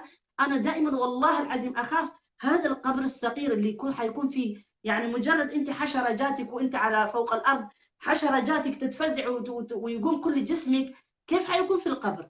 كيف حيكون في القبر؟ وهو يقول لك الرسول صلى الله عليه وسلم لما قال هي إن يا إما هي الجنة صغيرة أو جهنم صغير حتكون فيها، والعالم البرزخ هذا ممكن يكون 10 سنين، ممكن 20، ممكن 100 سنة. شوفي من يوم ما ماتوا الصحابة 1400 سنة تحت الأرض، 1400 سنة، وهم بعدهم عاشوا 50 سنة، بعدهم عاشوا بس في الدنيا 20 سنة، بعدهم عاشوا 30 سنة، لكن عايشين تحت الأرض 1400 سنة. كيف حالهم هذول؟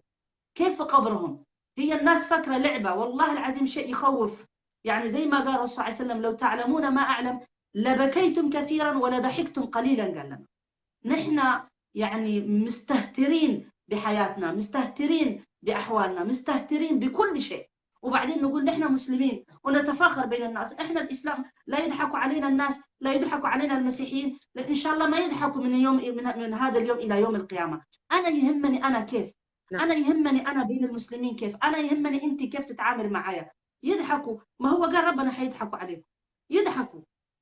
احنا ما نعمل عشان احد، نحن انما الاعمال بالنيات وانما لكل امرئ ما نوى. فمن كانت هجرته الى الله ورسوله فهجرته الى الله ورسوله، ومن كانت هجرته لدنيا يصيبها او امراه ينكح فهجرته الى ما هاجر اليه. هذه القواعد اللي عندنا.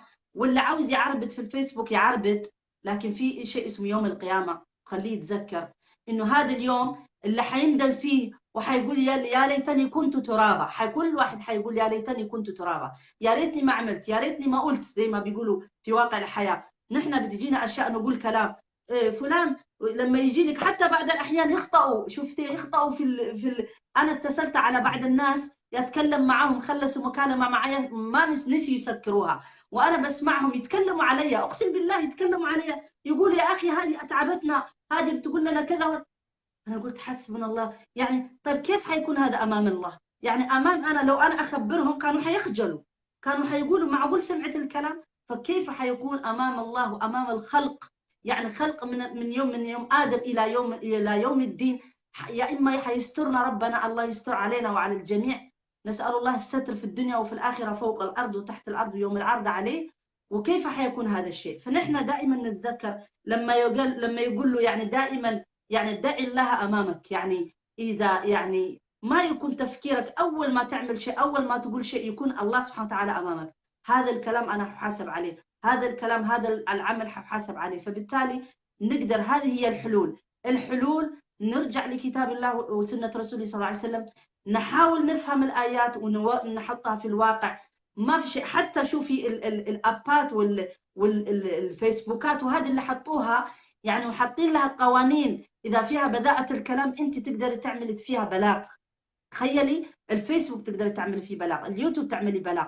يعني ناس تستعمل عقولها، ناس تحترم الآخرين. فكيف نحن بديننا اللي يحترم الناس وأصبحنا مهزلة بين الناس؟ يقولوا لك في المجتمع أنا إذا أنت تكلمتي كلام يسيء في الدين، وأقول أنا مرام عشان أساءت في الدين، لا عشان ما نعمل فضايح بين الناس ما تتكلمي عليها. إن بلا أتكلم عليها، اذا انا خرجت عن الدين كمان، حنان مران لازم تتكلم في العالم، تقول استاذه سعاد انت اخطاتي في موضوع المساله في الحكم هذا، لانه ناس كثير سمعتها، ناس كثير انا قلتها سمعوها، فلازم الناس اللي سمعتها لازم تصحح.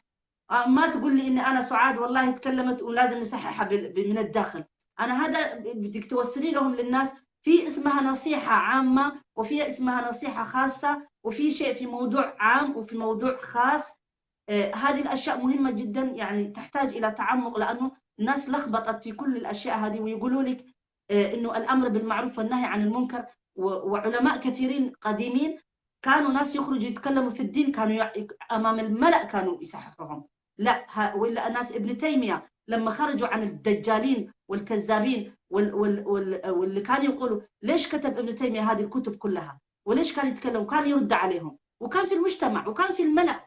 فنحن مش عارفين نفرق بين الخاص والعام، هذه الأشياء كمان. فهذا هو أنا في رأيي. بارك الله فيك، عشان ما نطول عليهم.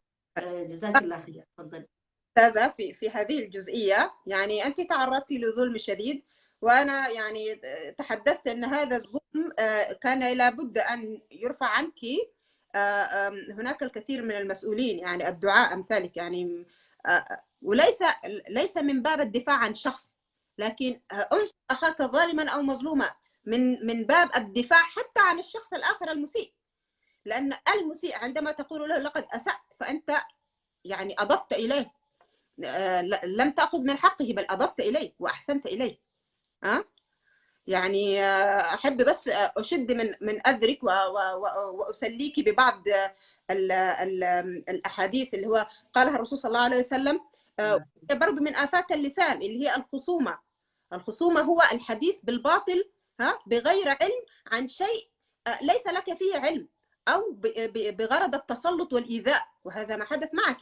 يعني الرسول صلى الله عليه وسلم يقول إن الفحش والتفحش ليسا من الإسلام في شيء، ليسا من الإسلام العادي، المسلم العادي، وليس الداعية.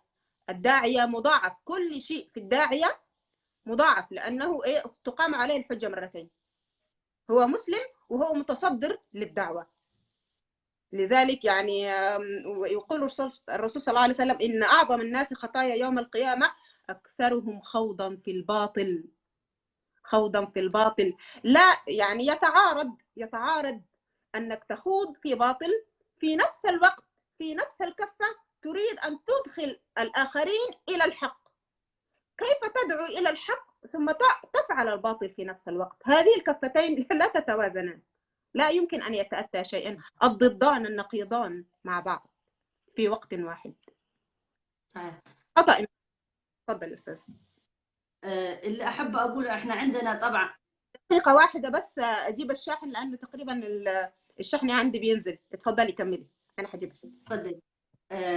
طبعا إحنا عندنا معروف إنه الغاية لا تبرر الوسيلة. يعني يجب إنه الغاية اللي نستعملها في الوسيلة اللي عاوزين نوصل لها، أو في المعلومة اللي عاوزين نوصل لها، في الطريقة اللي يعني الدعوة نفسه.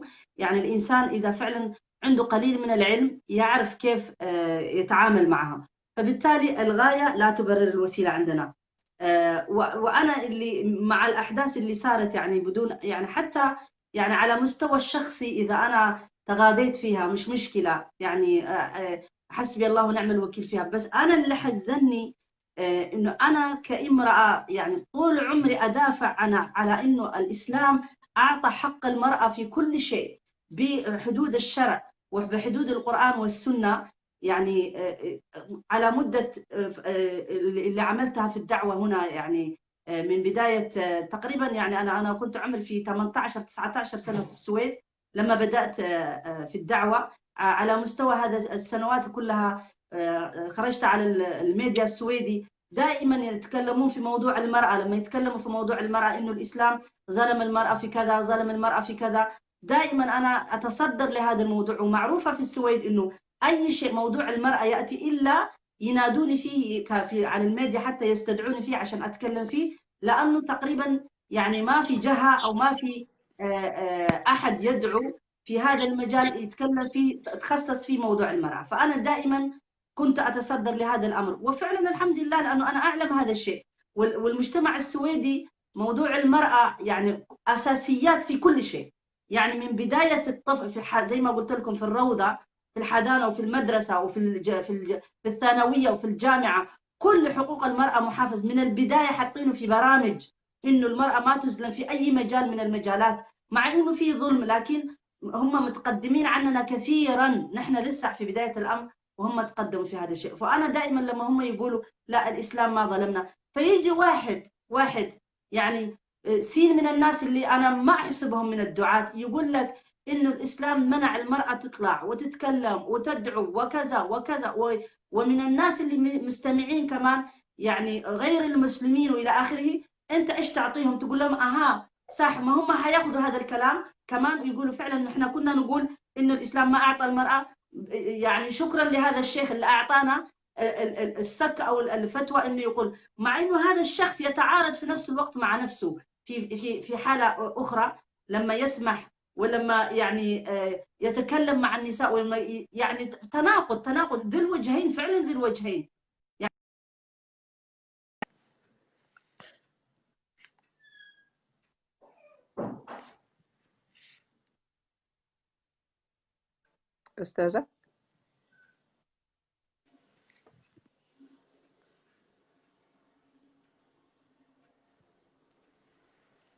أستاذة موجودة؟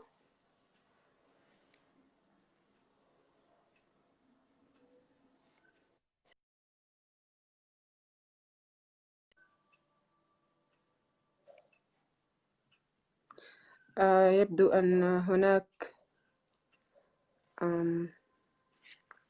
حدث قطع للبث من عند الأستاذة. نعم حاضر. قطع الاتصال، يعني اتصال عمل اتصال، ما فيش مشكلة. فأنا هذا اللي حزني أكثر شيء، لأنه هذا باطل والمفروض المفروض هذا الباطل يعني الناس لازم تتصرف. يعني أنا في الكلام اللي قيل فيه حنان، لو كان في السويد، لو كان في شخص قالوا في السويد والنساء السويد سمعوه، أقسم بالله كان راح يروح للقضاء ما يسكت عليه، لأنه المرأة واعية لدرجة إنه هم فاكرين إن أنا بس أنا اللي بتشتم بس لحالي، لا، هم أي وحدة يعني خرج عن هذا القانون، في ناس يترصدوا لهذا الأمر ويؤدبوا الشخص اللي يخرج عن الحد ويقادوه قانونيا، لأنه مش بس امرأة واحدة، لأنه هذا شباب كثير قاعدين يتبعوا هذا الشخص وقاعدين يسمعوه. هذول الشباب اللي قاعدين يسمعوا بكره حيتزوجوا وحيتعامل مع اخته مع بنته بطريقه يعني غير اسلاميه، ونحن هذا اللي لازم نرسخه بين الناس، وانه على الاقل انه يكون في اراء مختلفه واللي يختار على كيفه. لكن هذول الشباب انا بعثوا لي حتى في الخاص، يعني شباب صغار يعني قد اولادي، والله الكلام البذيء اللي كتبوه واللي قالوه ما تتصوري، كم كبير ما تتصوري. فهذا هو اللي يحزن يعني. طيب أستاذة اسمحي لي بس، هنا في تقريبا في مداخلة من أخ هو مؤازر، يعني تحبي ناخذ المداخلة؟ تفضلي. اتفضل محمد علي، تفضل.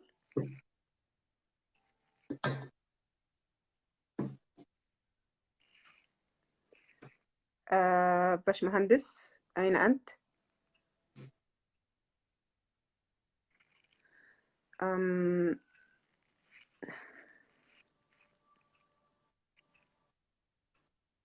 الأخ محمد علي موجود؟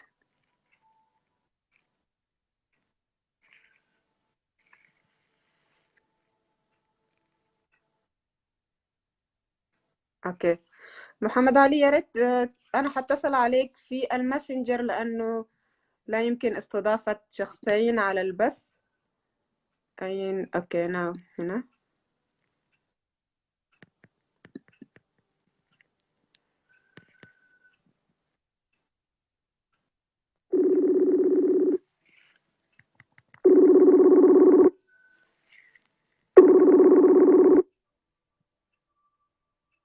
السلام عليكم ورحمة الله وبركاته. عليكم السلام ورحمة الله وبركاته. أهلا باشمهندس، اتفضل. الله يحفظكم. في البدء اسمحي لي أحييك وأحيي الضيفة الكريمة الأستاذة سعاد. حياك الله، شكرا لك، تفضل. الله يحفظك إن شاء الله. وأنا سعيد جدا بهذه الإطلالة الطيبة المباركة إن شاء الله، ونسأل الله سبحانه وتعالى يعني أن ينفع بها إن شاء الله. وهي كما عودت يعني جمهورها الكريم ما شاء الله دائما تطل يعني بالنفس الطيب وبالسيرة الحسنة وباللسان المؤدب المحتشم، وهذا الشيء يعني ما شاء الله يحسب لها. نسأل الله سبحانه وتعالى أن يجعله في ميزان حسناتها وأيضا في ميزان حسناتك أنت أستاذة حنان. جيد. أنا عندي تعقيب بسيط تقريبا، يعني أنتن ما تركتن شيئا لي كي أعقب عليه أصلا، ولكن يعني مجرد إضافات يعني بسيطة إن شاء الله. نسأل الله أن يجعلها يعني خالصة لوجهه الكريم. عندنا نحن كمسلمين ما شاء الله يعني ثقافتنا الإسلامية حافلة ما شاء الله بالوعي وبالرقي وبسمو الأخلاق وبالأشياء الطيبة عموما يعني. ونحن ديننا الإسلام يعني لما جاء ليتمم مكارم الأخلاق ليخرج الناس من الظلمات إلى النور، فكان صلى الله عليه وآله وسلم معلم الناس الخير، معلم الناس الخير. ولذلك قال الله سبحانه وتعالى: ولكم في رسول الله أسوة حسنة. أي أن الإنسان إذا أراد أن يذهب إلى الله سبحانه وتعالى على حق وعلى بصيرة فليتأسى بسيد الأولين والآخرين، من هو يعني من خلقه الله على عظمة يعني، فقال له: وإنك لعلى خلق عظيم. وتكمن يعني سر العظمة يكمن أيضا في مكارم الأخلاق، في مكارم الأخلاق.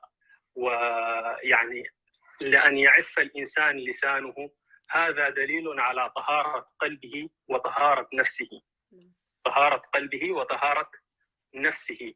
فالنفس دوما أمارة بالسوء لقربها يعني من الاتصال الشيطاني والوحي الشيطاني. فإذا الإنسان ما تلقى الوحي من الله عز وجل، يعني من المصدر الذي يأتي من الله عز وجل مثلا من الرسول من القرآن الكريم، ذهبت نفسه وتلقت الإشارات من الشيطان، لأنه أيضا للشيطان يعني وحي.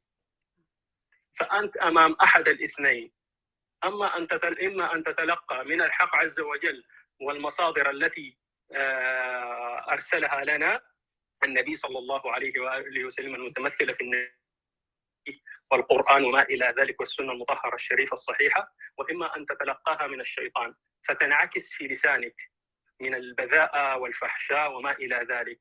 الفحش ليس من سمات المؤمن، والبذاءة ليست من سمات المؤمن، ولا الطعن ولا اللعن ليسوا من صفات ولا سمات المؤمن الحق.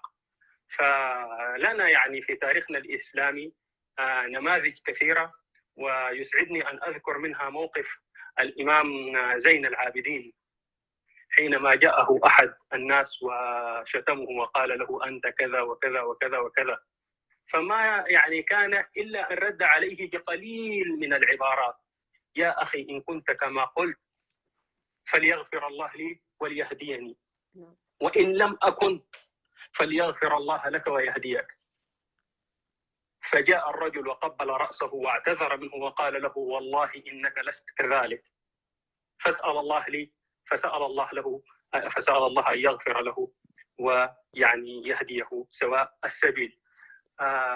أيضا يعني أحد الصحابة كان مستجاب الدعوة وأيضا تعرض للشتم وللسب، فسألوه الصحابة: لماذا لا تدعو على هذا الشاتم والساب؟ فقال لهم: ارفعوا أيديكم. فرفعوا أيديهم فقال: اللهم اهده، اللهم أعفو عنه، اللهم اغفر له، اللهم يعني علي مراقيه في الدار الآخرة. فاستغرب الناس، ولكن يعني اللبيب لا ينبغي أن يستغرب، لأنه بهذه الأخلاق السمحة جعله الله مستجاب الدعوة. بهذه الأخلاق السمحة جعله الله مستجاب الدعوة. وأيضا يعني من عفا وأصلح فأجره على الله، وهذا يعني ما شاء الله درجة عالية لأن يكون أجرك على الله سبحانه وتعالى، لأن تصبر وتحتسب أيضا الأمر عظيم.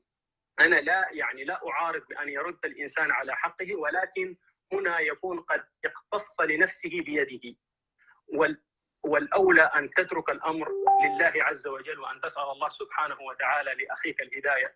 ما تعرضت له الأخت الكريمة يعني في الآونة الأخيرة من يعني أشياء غير حميدة وما كان ينبغي أن تكون، هو لا يمسها هي فقط، وإنما يمس الجميع. وأنا كأحد الناس الذين يعني أتوسم إن شاء الله تعالى في الأستاذة الكريمة الخير الكريم الكثير إن شاء الله بإذن الله، وأسأل الله سبحانه وتعالى أن يجمعني بها في يعني على خير إن شاء الله، وأسأل الله أن أشوفها دائما يعني مرفوعة الرأس، وأن لا يثنيها ما يقال عنها من سوء عن أداء رسالتها ويعني مضيها قدما في طريق الخير إن شاء الله والدعوة إلى الله. الدعوة إلى الله ليست حكرا على الرجال فقط، الجميع يشارك الدعوة إلى الله سبحانه وتعالى، وجميعا الله أمرنا بأن يعني نتعبد إليه بشكل واحد. لم يأمر الرجال ب5 أوقات والنساء ب4 أوقات، ولا الرجال ب15 يوم صيام والنساء ب10 أيام، لا، جميعنا سواسية في العبادات. نسأل الله سبحانه وتعالى لنا جميعا الهداية والسداد والصواب وحسن إن شاء الله الرأي والنطق بالحق.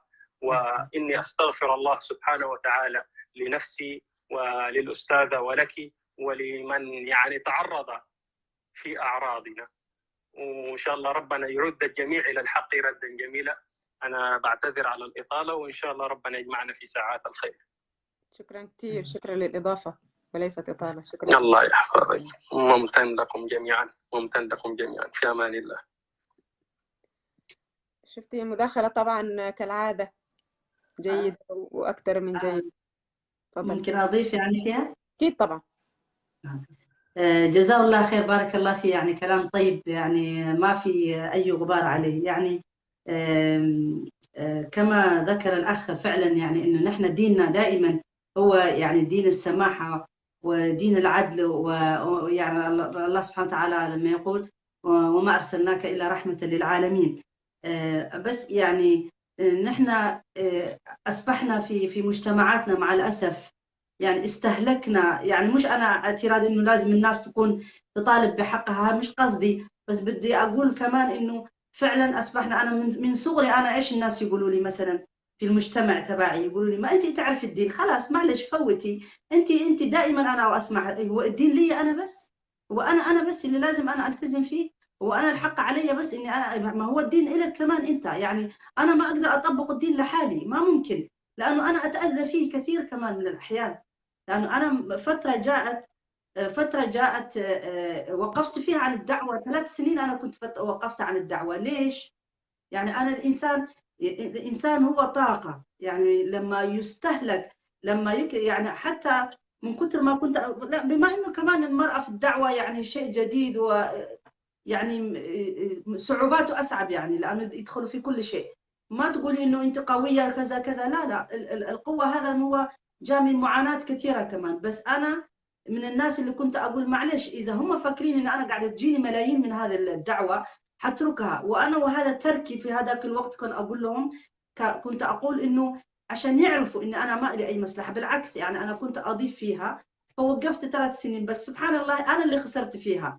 لما الإنسان المفروض يتحمل، زي ما قال الأخ إنه الدعوة مش مفروشة بالورود وكذا، بس أنا كنت وصلت في حالة دائما لازم نعرف ذواتنا وقدراتنا. لما أنت عاوز تضيف كمان لازم، إذا أنت حيوديك إلى التهلكة لازم تتراجع شوية، بعدين ممكن تبدأ. فأنا من الفترة اللي أنا تركت فيها الدعوة 3 سنين اكتشفت شيء واحد، اللي هو بعد ما رجعت يعني اللي تعلمت فيه، إن أنا سبحان الله الدعوة اللي كنت أنا أعملها ما كانت الناس تستفيد منها، أنا المستفيدة الأولى اللي كنت فيها، لأنه دائما كنت مع الكتب، ما كان عندي وقت مع القيل والقال، كنت دائما يعني أحضر، يعني دائما أنا نفسي يعني معلوماتي تزيد.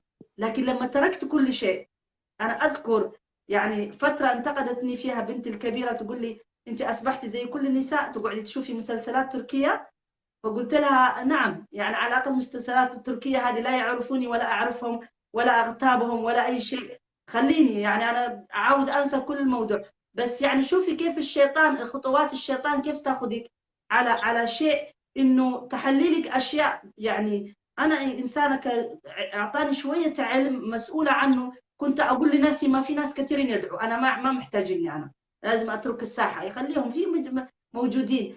ففعلا هذا الناس ما سهل، ونحن نعرف الأنبياء قد إيش أوذوا، لكن كان فيهم الله سبحانه وتعالى معهم. كان ينزل الوحي، الرسول صلى الله عليه وسلم مع نزول الوحي كان أبو بكر الصديق يعني صديق صدوق في جانبه في المجتمع، وفي بيته خديجة رضي الله عنها آزرته بكل ما عندها. نحن كمان الدعاة محتاجين أحد يآزرهم. يعني كثير من الأحيان الرجال النسوان في البيت يساعدوهم، المجتمع ما هو رجل يعني ما عنده مشكلة، بس أنت تحاربي من كل الجهات تجيكي، مش كامب حرب، مش من ناحية واحدة، يجوكي من أولادك، يجوكي من جهة كذا، يجيكي ففترات بتيجي تخليكي أنت يعني ممكن تجيكي إحباط، ممكن تجيكي. أنا لازم نعرف هذا الشيء إنه ممكن يصير، فبالتالي محتاجين مؤازرة. والحمد لله يعني الله سبحانه وتعالى بيبعث لك ناس يآزروك من ناحية من هنا وهناك. فيعني نحن أستاذ سعاد فصل الخط للمرة الثانية. طيب لحد ما ترجع الأستاذ سعاد بس أضيف نقطة أخيرة من آفات اللسان. هي الناس بتشوفها شيء جميل صراحة، لكن هي آفة من آفات اللسان، وهي المدح. المدح طبعا أحد يعني لا أحد يتوقع أن هو ممكن يكون من آفات اللسان أو من المظالم، يعني ممكن تجيب لك مظلمة. أستاذ سعاد رجعت؟ لا أوكي، هذه ليست أستاذ سعاد بل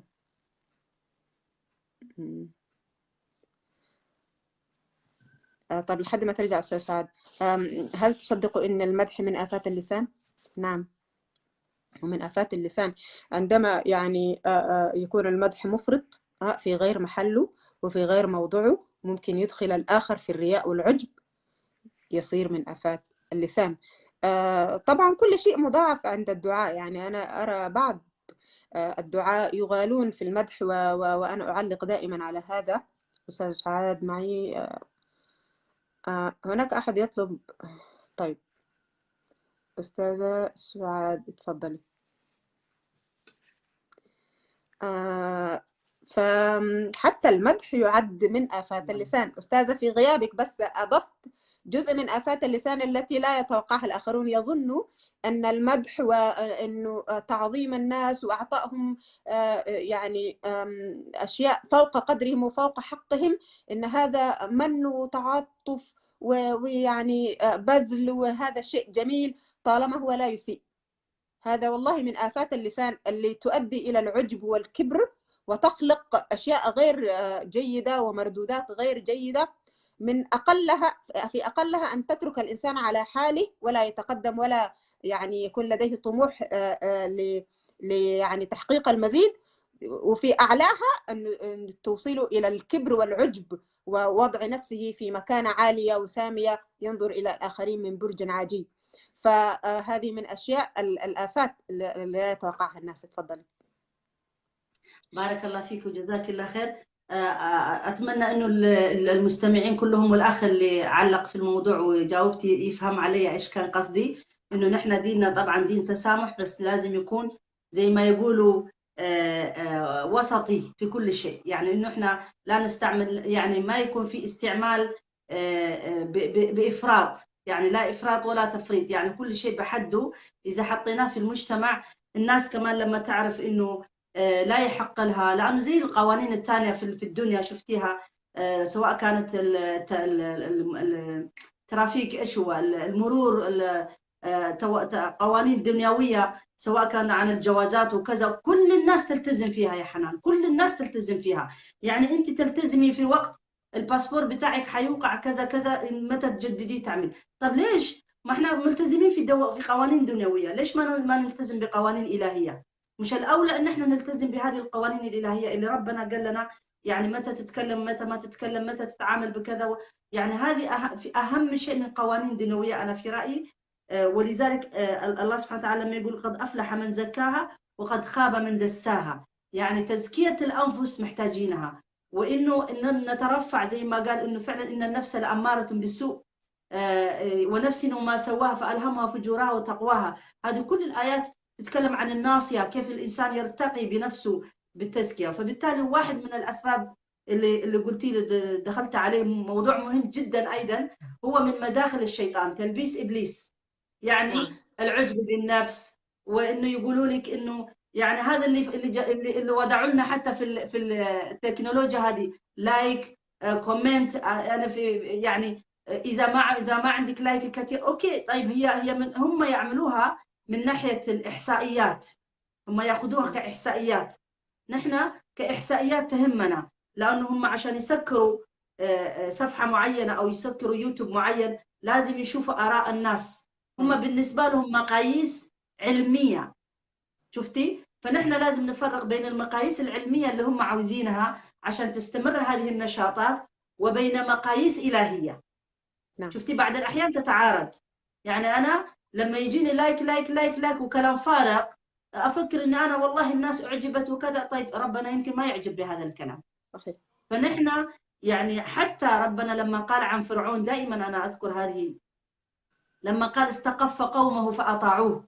يعني الإنسان اللي يتجبر، دائما كان عندنا دكتور الله يجزيه الخير في الجامعة يقول لنا كل إنسان في داخله في فرعون، يعني على حسب ما أنت تصغريه على ما حسب ما تنفخيه وعلى حسب ما تقزميه، يا إما تقزمه يا إما تنفخه. في فرعون صغير وفي فرعون كبير. فبالتالي هذه الفرعنة ما بتجي إلا بأسباب اجتماعية، بأسباب فردية، بأسباب التربية في البيت.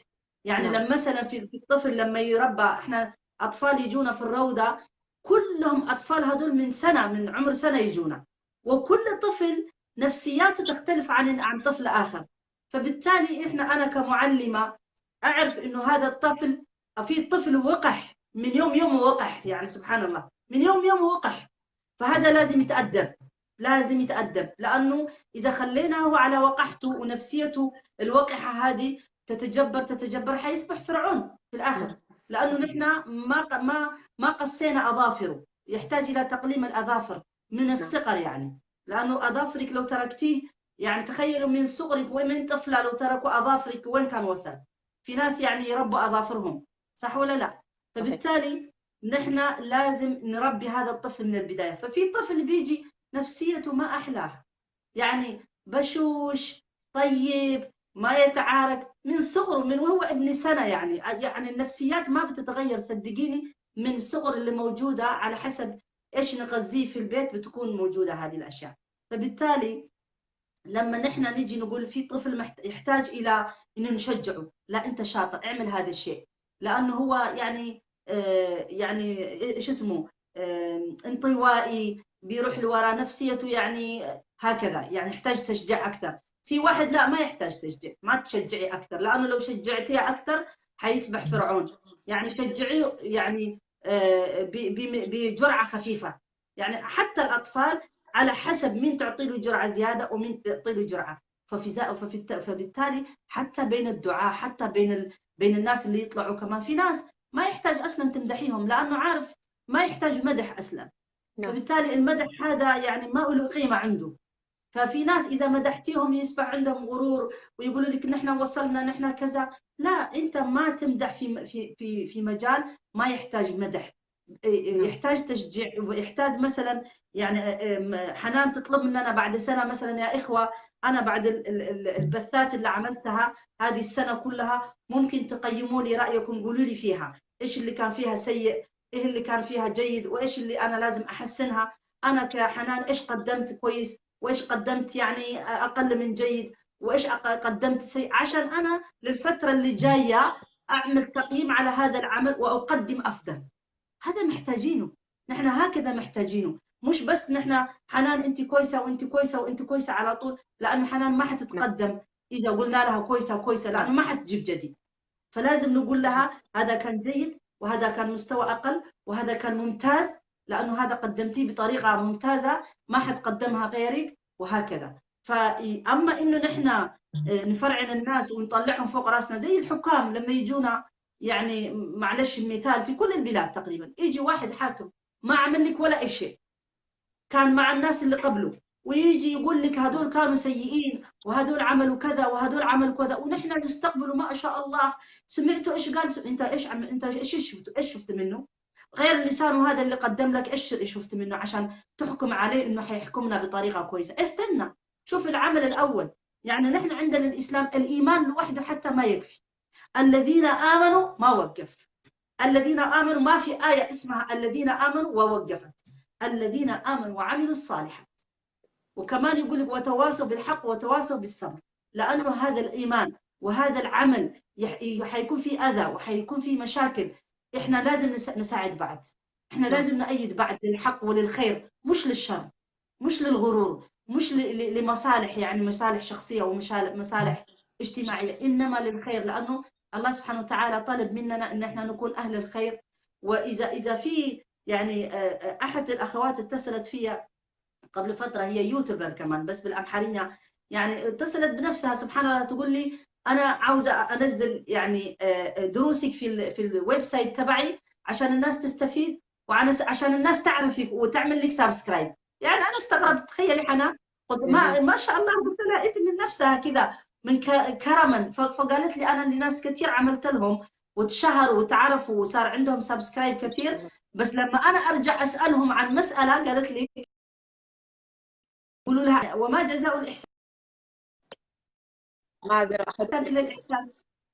يعني عملت لكم جزاء عمل كويس فأنتم ما تردوا لها هذا العمل بالعمل يعني أحسن. فالناس، في ناس هي عندها عطائية، تعطي بدون مقابل أي شيء، وفي ناس بس تاخذ وحتى ما عاوزة تعطي. فنفسيات الناس معادن كما قال الرسول صلى الله عليه وسلم، فيهم الذهب وفيهم الألماس وفيهم اللي فيهم الحديد والمصدي والأنواع وأشكال. نسأل الله سبحانه وتعالى أن يجعلنا يعني من النفوس الطيبة، يعني ما يخرج منها إلا الطيب وما تعطي إلا الطيب. يعني رغم إنه الناس ترميها بالحجر وهي يعني كيف النخلة، يعني ناس ترميها بالحجر وترمي لهم الثمار والتمر الطيب، يعني فنسأل الله أن نكون منهم. ولكن إنه هذا المدح كمان من أفات اللسان كما قلتي وتكرمتي، بارك الله فيك، جزاك الله خير. جميل.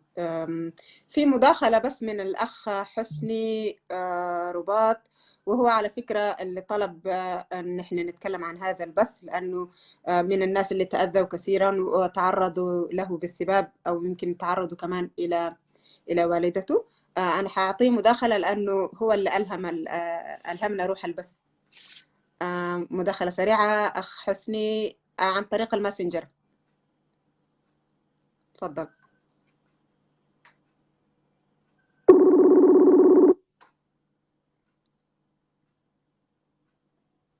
السلام عليكم. عليكم السلام ورحمة الله وبركاته، تفضل حسني. شكرا، يعطيك العافية. شكرا أستاذة حنان وأستاذة سعاد، أنا بتابع لها وبتابعكم أنتم الاثنين، وشكرا. أنا so far I'm very happy، أنا سعيد جدا بالمداخلات، بالأسئلة اللي سألوها الأخوات والأخوة والأجوبة اللي سمعتها. أرجو بيساهم في مدح، لأنه بارك الله فيك أستاذة حنان، إنه للأستاذة سعاد كويس إنه يعني كررنا هذا الموضوع، إنه أصبحت ظاهرة. ممكن أنت ما تشوفي أستاذة سعاد بهذه اللايفات تبع الناس السياسيين لأنه أنت مجالك يختلف، ولكن يعني ممكن تسمعي من هنا وهنا. وزي ما قالت أستاذة حنان صار عندنا ظاهرة وبدأت في رمضان، سبحان الله. يعني بدل ما في رمضان يكثر الأعمال الجميلة والناس تتكلم عن القيم والمثل والأخلاق الحميدة، في رمضان بدأت هذه الأشياء وما زالت مستمرة وبشكل خطير جدا. وما أريد أكرر، أوردي الأستاذة حنان جابت لك مثال وصل للشرف للأمهات. نحن كمجتمع إريتري مسلم ما نعرف دي، نعرف حدودنا وين. أسوأ فينا لما يشتم يعرف يشتم شتائم معروفة هي، مع إنه ده شيء سيء، ولكن نحن بنتكلم في هذا المجال اللي هو الأشياء السيئة والسلبية وصلت لشرف أمهات. أوكي، وأنا أخذت نصيبي منه يعني. المهم فيا ريت كمان في ندواتك استاذه سعاد زي ما عملت استاذه حنان انه تذكري ده، لانه بدون اخلاق ما في شيء. لانه تساعدني الاخت حنان، هي كويسه في الشعر يعني، انما الامم الاخلاق فاذا ما اعرف كمليها. انما الامم الاخلاق الامم الاخلاق ما بقيت فانهم ذهبت اخلاقهم ذهبوا. فانا جيت من برا واحاول اركز يعني، كنت بعمل شوبينج وكذا، لكن كنت على الهواء معكم على طول. فانا قصدي الاخلاق هو الاهم، هو التربيه هو الاهم، الاخلاق هو الاهم. فحتى لو واحد وصل لشهادات عليا البروفيسور واخلاقه يقول لك سوري. عشان كده في الغرب لما تقدم، والاخت حنان تعرف انه في الريفرنس مهم جدا، يشوفوا الباك جراوند تبع هذا الرجل، اخلاقه سيئه ما يدوه. فارجو استاذه سعاد انه يكون في ندوه او ندوات عن الاخلاق جدا، لانه كيف ننصح لهؤلاء الشباب، وللاسف موجودين في الغرب. تخيل موجودين في الغرب، افكار تعشعشت عندهم الافكار القبليه الغزره، ووصل في الشتايم في امهاتنا. انا لا يمكن تطلع من لساني شتيمه لام، لانه اي ام هي زي امي، فلا يمكن، وموجودين في المانيا. فشكرا. سؤالي هو كيف هي الخطوات الاولى، الجود ابروتش، يعني كيف نواجه الناس وبطريقه حيث يتقبل نصيحتنا، انه يتوقف من هذه الالفاظ ويكون انسان يعني ينشر خير وينشر الثقافة الجميلة والأخلاق الإسلامية، بدل ما هو يشتم من هنا وفي نفس الوقت ينادي بدولة إسلامية وهو عايش في الغرب. والكثير منهم أنا بعرف كنت بترجم يعني، فعايشين على نفقات الدولة اللي يشتمها هي غرب وبلد الكنائس وأحفاد القردة والخنازير، وهي ما يعرف الترجمة تبع ماذا تعني أحفاد القردة والخنازير، ما يعرف بين الكافر وآل الكتاب. وبالتالي كيف نحن ننصح انه الناس يكون اخلاقهم كويسه، وكيف انه كمان هاي المفاهيم تبع بعض الايات وبعض الاحاديث نفهمها صح ونوظفها صح، وحتى نحن كلنا يكون لنا يعني مجتمع متماسك، مجتمع عنده من القيم والاخلاق الاسلاميه اكثر، ونمهد وده النقطه اللي اختم بها، ونمهد للاجيال القادمه مستقبل افضل واحسن، ويكون اخلاقهم نفتخر بهم ويفتخروا بنا. شكرا استاذه حنان، شكرا استاذه سعاد، ربنا يوفقكم ويجعل هذا في ميزان حسناتكم، والسلام عليكم ورحمه الله وبركاته. عليكم السلام ورحمه الله. شكرا لك. أنا بس هعقب على كلامه. هو يعني بيقول إن هو من الناس اللي تعرضوا بشدة إلى هذا النوع من التنمر أو الاعتداء. الأستاذة سعاد طبعا أخذت برضو نصيبها، وهي إنسانة داعية ويعني تعمل من أجل الآخرين. يمكن أنت فرد من الأفراد، لكنها هي تتصدر يعني المشهد الدعوي، وطبعا أتباعها أكثر أو المتابعين لها أكثر، لذلك يعني التعرض لها والأذى بيكون وصل لناس أكثر، فالأذى موجود عندها أيضا. بالنسبة للناس اللي كاتبين أن التنمر أصبح ظاهرة في السوشيال ميديا، أنا بقول أن التنمر أصبح ظاهرة في السوشيال ميديا للناس الذين مثلا لا يعرفون الله، أو ليس لهم إله، أو ليس لهم مرجعية فكرية دينية أو مرجعية عقائدية. كويس، هؤلاء لا يعلمون أن كلامهم محسوب عليه، أن لديهم رقيب وعتيد يسجلون. هؤلاء لا يعرفون أن يعني يعيشون هكذا، يعني الرادع الوحيد لهم هو القانون. وطالما أن السوشيال ميديا من الصعب جدا أن تطال الأشخاص قانونيا، فالتنمر موجود في العالم كله. لكن نحن لدينا يعني زي ما تقول كده حدود نقف عندها، لدينا روادع، لدينا وازع ديني، نحن لدينا دين يعرفنا أن الكلمة اللي هي من حرفين محسوبة، إن هذا الكون كله قائم على كلمة كن فيكون. كويس، لذلك نحن محاسبون، نحن أصحاب عقيدة، نحن أصحاب مرجعية، لذلك نختلف عن الآخرين. أضيف شيء آخر بس، أن صفحتك على الفيسبوك هي ليست فقط صفحة للفرجة وللتسلية، زي ما قال الأخ حسني، هي في الغرب تعتبر أحد المراجع أو عنك، يعني يعرفون سيرتك الذاتية من خلال صفحتك أيضا. أفكارك، تعليقاتك، مسارك السياسي، مسارك الديني، كل هذا أيضا يعني ضمن سيرتك الذاتية. تفضل أستاذ سعاد لو عندك إضافة. بالتأكيد يعني هذا الكلام اللي قاله، نحن طبعا بدأنا مع الشيخ الفاضل أبو عبد الهادي الشيخ محمد الجبرتي كمان تأملات في سورة الحجرات، بدأناها بحلقة أولى وحنكملها، وهناك طبعا رح نتعرض لكل هذه الأشياء، لأنه سورة الحجرات يعني فيها كل شيء، يعني صراحة نظام دقيق وفي كل الأشياء إن شاء الله سوف نتكلم فيها، هذا من ضمن البرنامج اللي عندنا. زائد إنه صراحة إنه كل إنسان، نحن لما يقول لنا إنه زي ما ذكرتي الغيبة والنميمة هي حرام، شوفي مين هو الغيبة والنميمة اللي ما كيف نبدأ وكيف نتفاداها. إنه كل إنسان يشارك في النميمة فهو نمام، كل إنسان يشارك قاعد يسمع في الغيبة فهو مغتاب. يعني الدين ما تركوا على إن إذا أنا قاعدة أتكلم عن حنان مع 3 أشخاص فكلهم مشاركين في الغيبة. نعم. مش أنا اللي بتكلم لوحدي بس. فبالتالي المجتمع كله فيه خلل، لازم يعرف إحنا متى نردع. اللي أنا كان أمي تعجبني الله يرحمها، شوفي يعني آبائنا وأمهاتنا صراحة يعني نقول ما مش متعلمين، أقسم بالله كانوا أفضل منا بكثير في الأخلاق. نعم. وبدون الأخلاق زي ما قلت الأمم ما لها أي قيمة، لأنه الأخلاق حتى في الكورة اللاعب الجيد إذا أخلاقه 0 يعطوه أحمر ويطلعوه وما يلعب فترات، يعني كم مباراة ما يلعب فيها. ليه؟ مع إنه محبوب الناس تحبه وشاطر، لكن أخلاق ما عنده ما ينفع. فبالتالي الإنسان لما يجيب لك، والقرآن قال لنا قبل كل شيء يعني إذا جاءكم فاسق، هو إيش يقول؟ مش إذا جاءكم إنسان عادي، لا، ما بيجي واحد يعني يوقع بين الناس يفتن بين الناس إلا واحد فاسق، هو أصلا فاسق، هو في مجتمع اسمه فاسق. لا تقول لي أنا لما أتكلم عن واحد فاسق تكلمت عليه، لأنه فاسق. هو الفاسق إذا تكلمت عليه كمان ما له أي حرمة، لأنه هو بيوقع بين الناس، هو يعمل فتن. الناس لازم تعرفوا إذا أنا قاعدة أفتن بين الناس وأعمل بلبلة في المجتمع لازم الناس تعرفني عشان الناس تتفاداني، لأنه إذا أنت اعتبرتي لي اعتبار كبير في المجتمع وأنا بفتن بين الناس معناته الناس حتأخذ بكلامي وتأخذ توقع بين الناس. يعني لا يجوز، نحن الفتنة أكبر أشد من القتل قال لنا القرآن.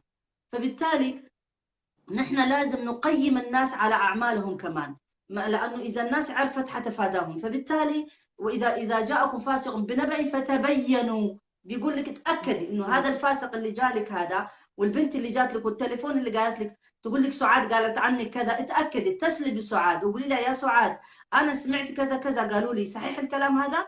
بعدها أتحمل أنا على هذا المسؤولية. أما إنه تحكم عليها بلا قالت كذا، أيوة اسمعي كلامها حتى أنا الكلام اللي قلته في أي سياق. طيب إحنا إيش اختلفنا عن الناس اللي يشوهوا عن القرآن، يأخذوا جزء منه ويقولوا لك شبهات عن الإسلام؟ قال ربنا قال اقتلوا. طب أنت أخذت الآية هذه من اقتلوا، يعني في أي آية تتكلم، في أي موضوع تتكلم، في أي مجال تتكلم، يقول لك الإسلام ما أعطى حقها في المرأة لأنه الميراث كذا كذا. فهذا من هذا الكلام طلع شبهات عن الإسلام. فبالتالي نحن لما تجينا هذه الأشياء لازم نتأكد منها. وأمهاتنا زي ما قلت لك، أمي لما يجي لها خبر إيش كانت تعمل؟ تقول لها جيبي لي اللي قال لك. أنا لازم أجمع، أنا حضرت هذا الكلام وهي تقول ناس جيبي لي، إلا لازم نقعد نحن الثلاثة ونتكلم. فالكلام الكذاب اللي يجي ما يستجري مرة ثانية يجيب لها كلام، لأنه لازم يكون على قدر المسؤولية. سمعتي هذا الكلام؟ تمام، خلينا إذا واحدة جابت لي كلام عنك أقول لهم نادوا لي حنان، خلي حنان تجي وخلي أنت، ونحن الثلاثة نقعد ونحل الموضوع.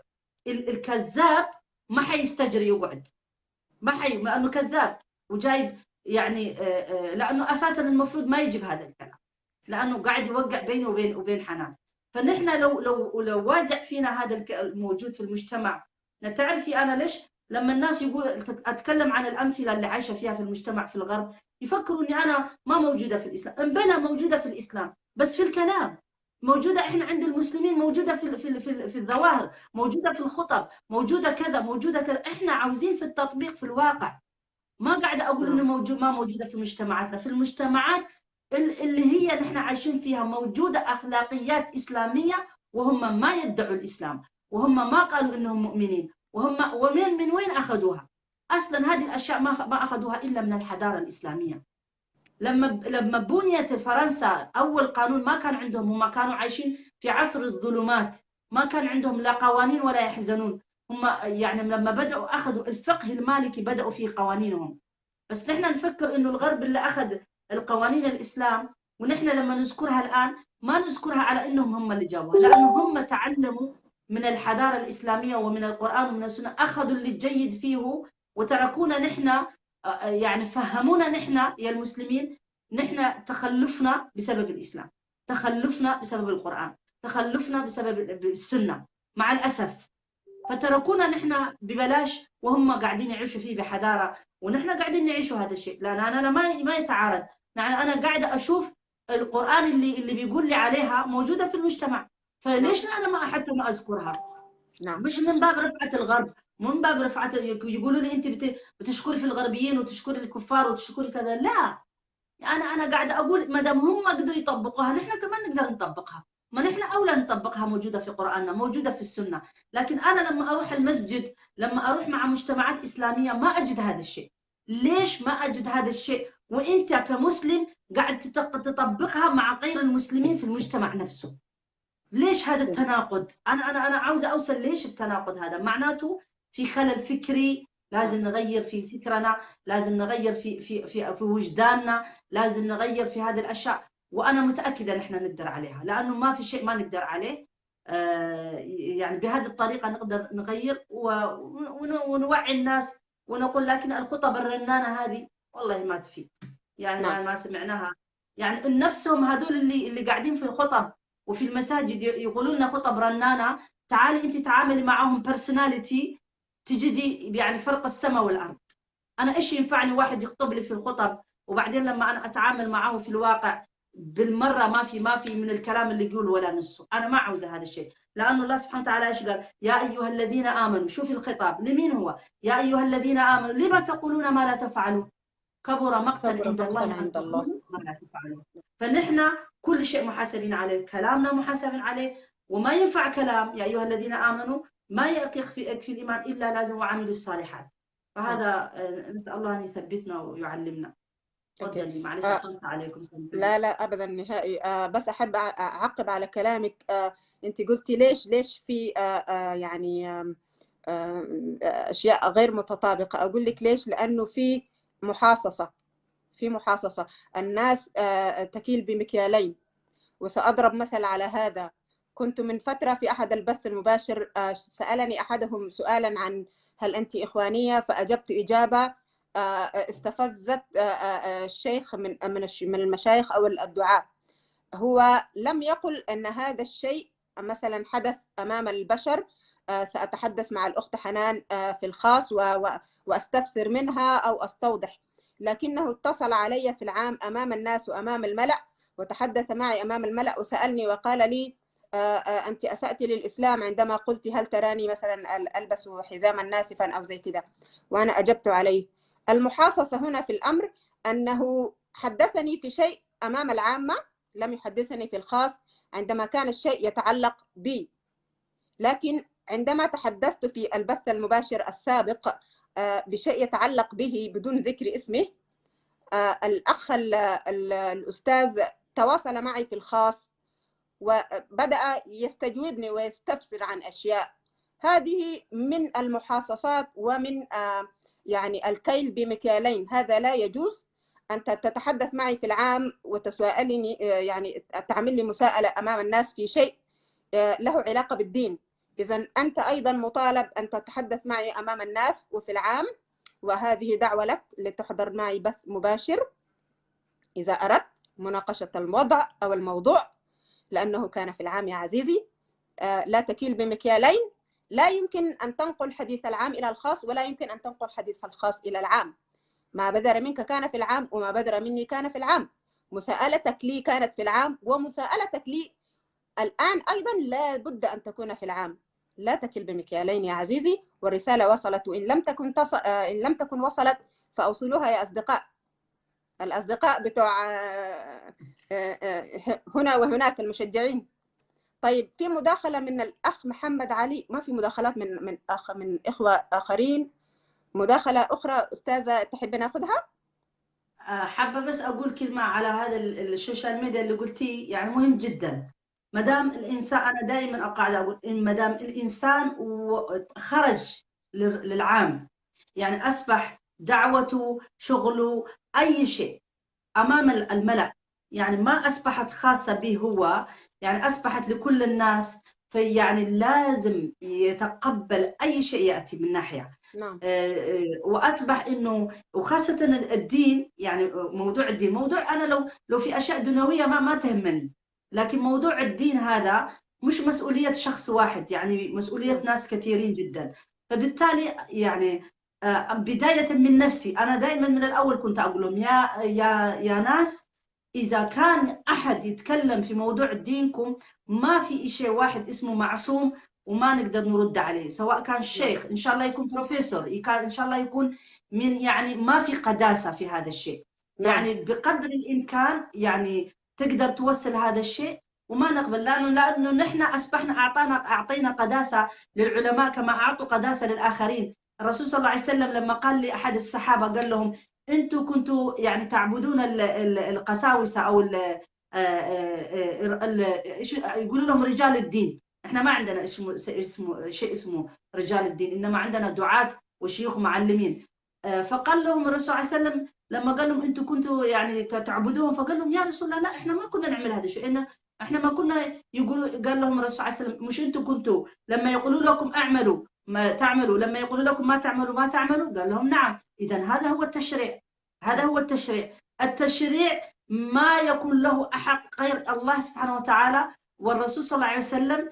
وعلماء إذا كان في الاجتهاد فهم علماء المستنبطين، علماء الاجتهاد اللي لازم يكون عندهم درجة معينة من العلم ولهم شروط كمان، مش أي واحد مجتهد. الآن في المجتمع يطلع لنا واحد مجتهد يقول لنا أنا رأيي في القرآن، أنا رأيي في السنة، أنا رأيي، أنا مالي ومال رأيك، يعني مش على كيفه يعني يستنبط ويقول رأيه. فبالتالي إذا نحن كمجتمع قبلنا أن نطلع في العام وما ننتقد هذه الأشياء وما نقبلها، في مجتمعات عندها علم في ناس يرد عليهم، لكن في مجتمعنا الإريتري أو الحبشي هذا كله ما متعودين على هذا الشيء. فبيقولوا لك كل الناس الكم اللي كانوا يبعثوا لي يقولوا لو كنت عملتوهم بس خاص لحالكم، لو كنت عملتوهم خاص. ما هو هذا مش موضوع خاص، أنا إيش بيني وبينه أصلا؟ ايش بينه وبين حنان؟ ما في شيء خاص بينه وبينهم عشان انا اطلع اتكلم في الخاص. هذا الشيء اصبح شيء بيني وبينهم شيء عام من البدايه الى النهايه. فنحن لازم نتعود هذه المنصات، انه لو انا طلعت الله لا يقدر في المستقبل جاء احد ثاني برضه يتكلم، انا ما حسكت. انا قلت لهم ما حسكت في شيء في دين الله انا سمعته، ما ممكن اسكت اذا احتاج، اذا شايفه انه لازم يرد على في هذا الموضوع. فبالتالي ما تستغربوا ويقولوا لك انه انت تبحثي عن المشاكل. قضيه مش مشاكل، معناته يا اما انا اسكر هذا الموضوع اساسا وما اخرج فيه، يا اما اذا داخل فيه موضوع صحيح بعض الأحيان ممكن تقدم ممكن تأخر، بس في بعض الأحيان الله سبحانه وتعالى يودعك في ظروف أنت ما أنت عملت لها حساب. يعني أنت ما أنت عملت لها بروجرام بلان، يعني دخلتي أنت في موضوع الله دخلك، أنت جيتي حنان دخلتي بيني وبين واحدة أنت ما كنت عاملة حساب، مضطرة تقولي فيه الحق. ما ممكن تجاملي عشان صاحبتك هي ولا عشان قريبتك ولا عشان هي من قبيلتك ولا عشان أنت مضطرة تقولي فيه الحق، لأنه ربنا حيحاسبك على القول هذا. بارك الله فيك، جزاكم الله خير.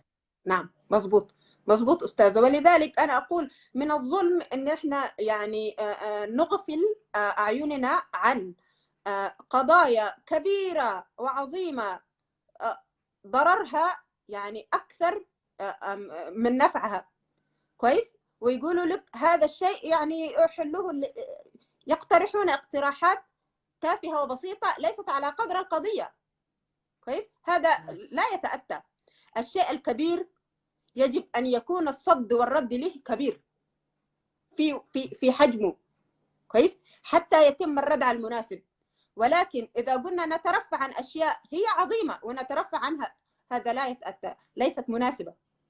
نشوف مداخلة الأخ محمد علي، أنا بعرف أنه أكيد حيضيف شيء، لذلك أنا بعطيه الفرصة. ما فيش أي أحد تاني على فكرة طلب مداخلة، لذلك سأعطي الأخ محمد علي مداخلة أخرى، هي مداخلة سريعة حسب ما هو طلب.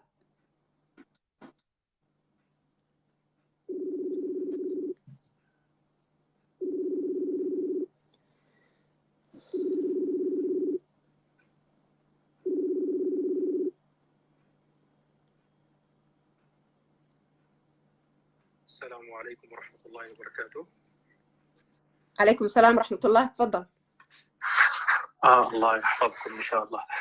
في الحقيقة يعني أنا شاركت قبيل قليل، وأسأل الله سبحانه وتعالى أن يجعل أيضا هذه المشاركة في ميزان حسناتنا جميعا إن شاء الله. أنا يعني يبدو أنه بس في نقطة بسيطة يعني ما كانت واضحة في المشاركة الأخيرة. كنت أنا عايز أوصل رسالة للأستاذة سعاد، إنه عايز أقول لها إنها هي يعني أرفع من إنها ترد حتى على مثل هذه المهاترات، لأنها ستصبح مهاترات بيج بونج، يعني هذا يعطي وهذا يرد وهذا يعطي وهذا يرد. صحيح في ناس سيئين، في ناس يعني غير جديرين بالاحترام، لكن في نقطة فايتة على الجميع أنا ما شايف أحد ذكرها أبدا خلال هذا البث، ألا وهي إنه هذا الشخص لربما يكون مريض، لربما يكون مريض ومحتاج لعلاج غير اللي نحن بنستخدمه معه. ما عايزين نعين الشيطان على أخينا المسلم الذي يشهد أن لا إله إلا الله وأن سيدنا محمدا عبد الله ورسوله. يعني هو شمس الإيمان ما أشرقت في قلبه، ولكي تشرق شمس الإيمان في قلبه يعني اعلمي مثل ما هنالك شمس حسية هنالك شمس معنوية، ومثل ما هنالك قمر حسي هنالك قمر معنوي، ومثل ما هنالك زلازل جيد حسية هنالك زلازل أيضا معنوية في الداخل جيد. يعني داخل الإنسان مثل ما قال الإمام علي بن أبي طالب عليه سلام الله: أتحسب أنك جرم صغير وفيك انطوى العالم الأكبر. يعني أنت عبارة عن عالم من عوالم الله عز وجل، مش مجرد بس مادة وخلاص، لا، هنالك ارتباطات كثيرة أنت مرتبط بها غير النفس اللي هي أمارة بالسوء، وهي أقرب يعني شيء ممكن يؤثر في سلوك الإنسان الخاص أو العام. الخاص أو العام هنالك أيضا أشياء تعينك، يعني عندك القلب، عندك العقل، عندك الروح، وأشياء كثر. فالإنسان يعني نحن ما عايزين نعين الشيطان على أخينا الذي يشهد أن لا إله إلا الله وأن محمدا عبد الله ورسوله. أخطأ، نعم أخطأ. ما عندنا رجل بيطلع يتحدث عن أي مرأة، لأنه المرأة ولية كل رجل، المرأة ولية كل رجل أيا كان، حتى لو كان عندها خطأ ممكن أختها تدعوها إلى الحق، تنصحها، ما عندنا مشكلة. لكن الرجل إذا أراد أن يتحدث إلى المرأة لابد من أن تكون هنالك أشياء كثيرة جدا جدا ثم يصل الحديث إلى المرأة جيد. أنا عايز أقول هذا الرجل ما أشرقت شمس الإيمان في قلبه جيد. في جبال عالية جدا، يعني قد تكون أشرقت شمس الإيمان عند الأستاذة سعاد الساعة 7 مثلا، عنده هو ما حتشرق إلا بعد الساعة 11، لأنه تلال الظلمات والذنوب والمعاصي عالية جدا، لأنه عنده مشكلة، عنده مرض نفسي. إن الله لا يغير ما بقوم حتى يغيروا ما بأنفسهم جيد. فلا بد انه هو يصحح نفسه، يحاول يزيل هذه الجبال العاليه من الذنوب، ثم بعد ذلك يعني ان شاء الله نسال الله له السداد والهدايه. ايضا في مساله الحديث والرد على اي انسان، عندنا مقوله ثابته عند اهل السلوك، مقوله ثابته عند اهل السلوك. يقول أهل السلوك يعني هم أهل الذين انتهجوا الطريق القويم إلى الله سبحانه وتعالى جيد عبر النبي وأهل بيته إن شاء الله، نسأل الله يجعلنا منهم. بيقولوا إذا صمت اللسان نطق القلب، إذا صمت اللسان نطق القلب. فحين صمتت مريم تحدث عيسى، فحين صمتت مريم تحدث عيسى.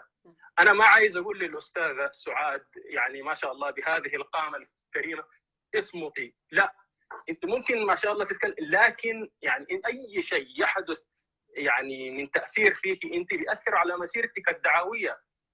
نحن دام انه عندنا ما شاء الله يعني اخت مؤمنه، وهي يعني ان شاء الله باذن الله تخطو بخطوات راسخه الى الامام في طريق الدعوه الى الله عز وجل. ايضا نحن ما عايزينها هي تتاذى نفسيا، ما عايزينها تتاذى، تمام. لانه اذا تاذت فاحنا عندنا معناها يعني طريق الى الله سبحانه وتعالى حصل فيه عجز. وهذا الرجل نحن ممكن نرد عليه اذا استدعى الامر، ممكن نرد عليه، لكن حتى الان نحن نقول نسال الله سبحانه وتعالى ان يعني يعيد الى الحق ويرده اليه ردا جميلا، من غير ما انه يعني يمر باي موقف مثلا صعب ياذيه في نفسه ولا كذا، وان يعود رجل الى الله سبحانه وتعالى. جميل. وانا ما مدحت الاستاذه سعاد، انا ما مدحتها لانه مثلا عايز اكبر قومها، لا، لكن انا مدحتها من باب الغيره كاخت مؤمنه. جيد. وانا ما حتى لو كانت ما مؤمنه وحتى عدى عليها لانها مراه ما كنت حاسكت على هذا الكلام. فاسال الله سبحانه وتعالى ان يعني يحسن فهمي ونلتقي في براحات يعني اجمل ان شاء الله، وجميله ما شاء الله وخضراء وملئها السلام ان شاء الله. شكرا لك. اعتذر اذا كان هنالك ذله لسان، والله غفور رحيم. يسلم. شكرا لك استاذ محمد علي، بارك الله اضافه فيك. ممتنين جدا. بارك انا الله بس فيك. انا بس عايزه افسر ضحكي طول الوقت اثناء حديث الاخ محمد علي. هو يقول يمكن لعل شمس الايمان لم تنر في قلبي. يا سيدي، ان شمس الايمان التي انارت في قلبي هو ينقلها للاخرين. هو انارت بالنسبه له واكتفت، وهو ينقلها للاخرين الان، انه يعني يدعو الناس الى هذه الشمس وهذا الايمان. كويس. يعني الايمان تعداه وتخطاه وفات، فهو يدعو الاخرين اليه. يبدو انك لا تعرف ان هذا الاخ الاستاذ هو داعيه يدعو الاخوه المسيحيين، ويعني له مقارنات في الاديان. كويس. يعني هو ينقل نور الايمان الذي هو يعني بالطبيعه موجود عنده الى الاخرين، لكنه لربما لا يلبث كثيرا يعني هذه الشموس الايمانيه لدى الاخرين حتى تنطفئ سريعا، ربما لانه لم يوقدها من اتجاه صحيح. تفضلي استاذ. صحيح. بارك الله فيك وجزاك الله خير. كلامك يعني ما شاء الله وفى وكفى. بس أنا عاوزة أسأل الناس، أنت لما تروح لدكتور طبيب، يعني أنت بتروح للدكتور يعني حيلا أي كلام، ما يعرف يشخص، ما يعرف يعطي دواء كويس، ما يعرف، يعني سمعته زي الزفت زي ما بيقول المصريين، تروح عنده؟ ولا في واحد تعرف إنه دكتور ما شاء الله، واحد دكتور ملتزم ويخاف ربنا ويعرف وشاطر في شغله وملتزم وكذا وكذا، الناس لمين تروح؟ مؤكد تروح للدكتور الكويس. لكن هذاك الدكتور السيء موجود في الساحة. لكن لو مستشفى راح المستشفى عاوزين يعطوا له شغل، مستحيل يعطوا للدكتور اللي سيء والدكتور اللي سمعته ما كويسة واللي عمل غلط وكذا، إلا يختاروا دكتور من أحسن الدكاترة عشان سمعة المستشفى. هو مش حياة الناس، مش لعبة، لأنه هو حيتعامل مع الجسم تبعك، وكل الناس تختار في كل شيء الطبيب الكويس والمطعم الكويس، وتختار البلد اللي تتمشى فيها الكويس. يعني أنا مش عارفة الدين. طيب يعني هو مهزلة والدين لعب؟ يعني ليش نحن نعطي مصداقية أو نعطي ناس مفروض في هذا الدعوة كمان، في ناس المفروض ما يكونوا دعاة، المفروض، أنا رأيي كذا، المفروض ما يكونوا دعاة، لأنه هذا دين الله مش لعب، لأنه هذا كلام تتكلم عن الله وتتكلم عن الرسول صلى الله عليه وسلم. يعني إذا ما قبل أستنى لغاية ما تشرق الشمس، إن شاء الله ما أشرقت الشمس عنده، يعني أنا حستنى لغاية ما يشرق الشمس. يعني نحن ما بعرف إحنا كيف قاعدين نفهم. معلش اسمحوا لي، يعني صراحة أنا يعني ممكن أنفعل كمان، لأنه أنا حقيقة يعني الكلام مني بيطلع بمصداقية صراحة، لأنه معلش نعطيه فرصة لما يكون في حياة خاصة فيه، هو يعمل زي ما هو عاوز في شغل، لكن لما يتعلق بالدين ويحيي الناس، الشباب كثير يتبعوه، لا مش أوكي، هذا مش أوكي. المفروض كلنا نعترض عليه. الشيوخ لازم يعترضوا عليه، نعم. والناس لازم تعترض عليه، وما تقولوا لي انه لازم نعطيه فرصه ما نعطيه فرصه، لا، في حياته يعمل زي ما هو عايز، لكن يكون جيل خلل في مخه ويعطي يعني ويعمل فتن بين الناس، بين الاديان وبين الناس، وحتى المسيحيين يكرهوا هذا الشيء والمسلمين يتاذوا فيه. لا، انا في رايي لا، مش كويس، لانه انا لما رديت عليه ما رديت عليه بيرسوناليتي، مش بيرسوناليتي. وانا في رايي الدعوه الرسول صلى الله عليه وسلم، اذا زي ما قلت في البدايه انه هو كان القدوه والاسوه، وين كان الرسول لما كان يدعي؟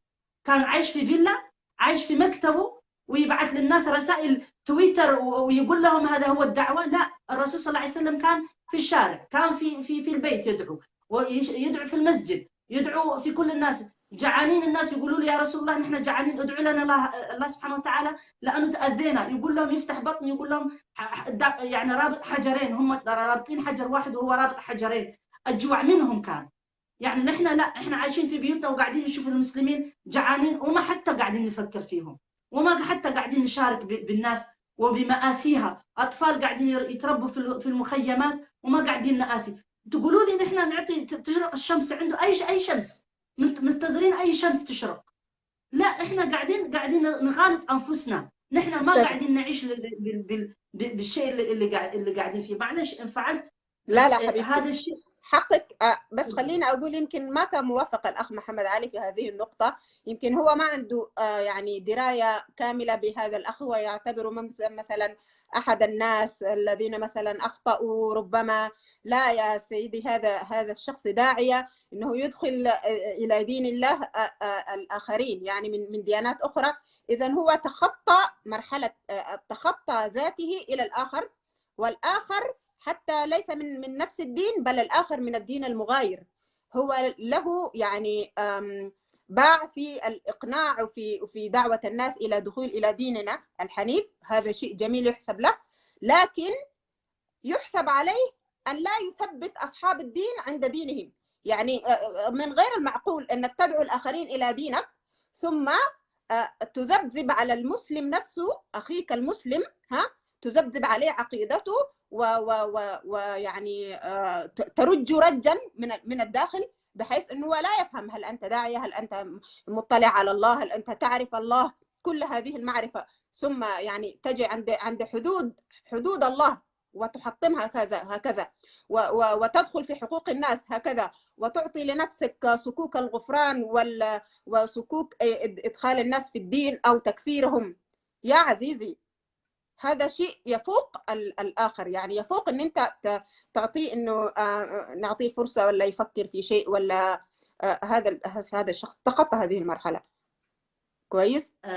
الناس اللي قاعدين يعلقوا الشيخ إدريس في فتيل والردم وهذه الأشياء، هذا كلام غير لائق. الشيخ إدريس اسمه حاليا هو ظهر لأنه تواصل معي أنا شخصيا في الخاص، وهذا مرفوض. هذا الموضوع معروض للأمة في العام، إنه في كذا بث مباشر وذكر الناس بالأسماء. إذا لا يأتيني في الخاص ليتحدث معي في الخاص، أنا أدعوه أمام الناس. إذا كان المسألة مسألة استضافة طرفين فالدعوة مفتوحة يا عزيزي. نحن لا ندخل الآخرين في ديننا ونذبذب على أهلنا نفسهم عقيدتهم ودينهم، هذا لا يجوز.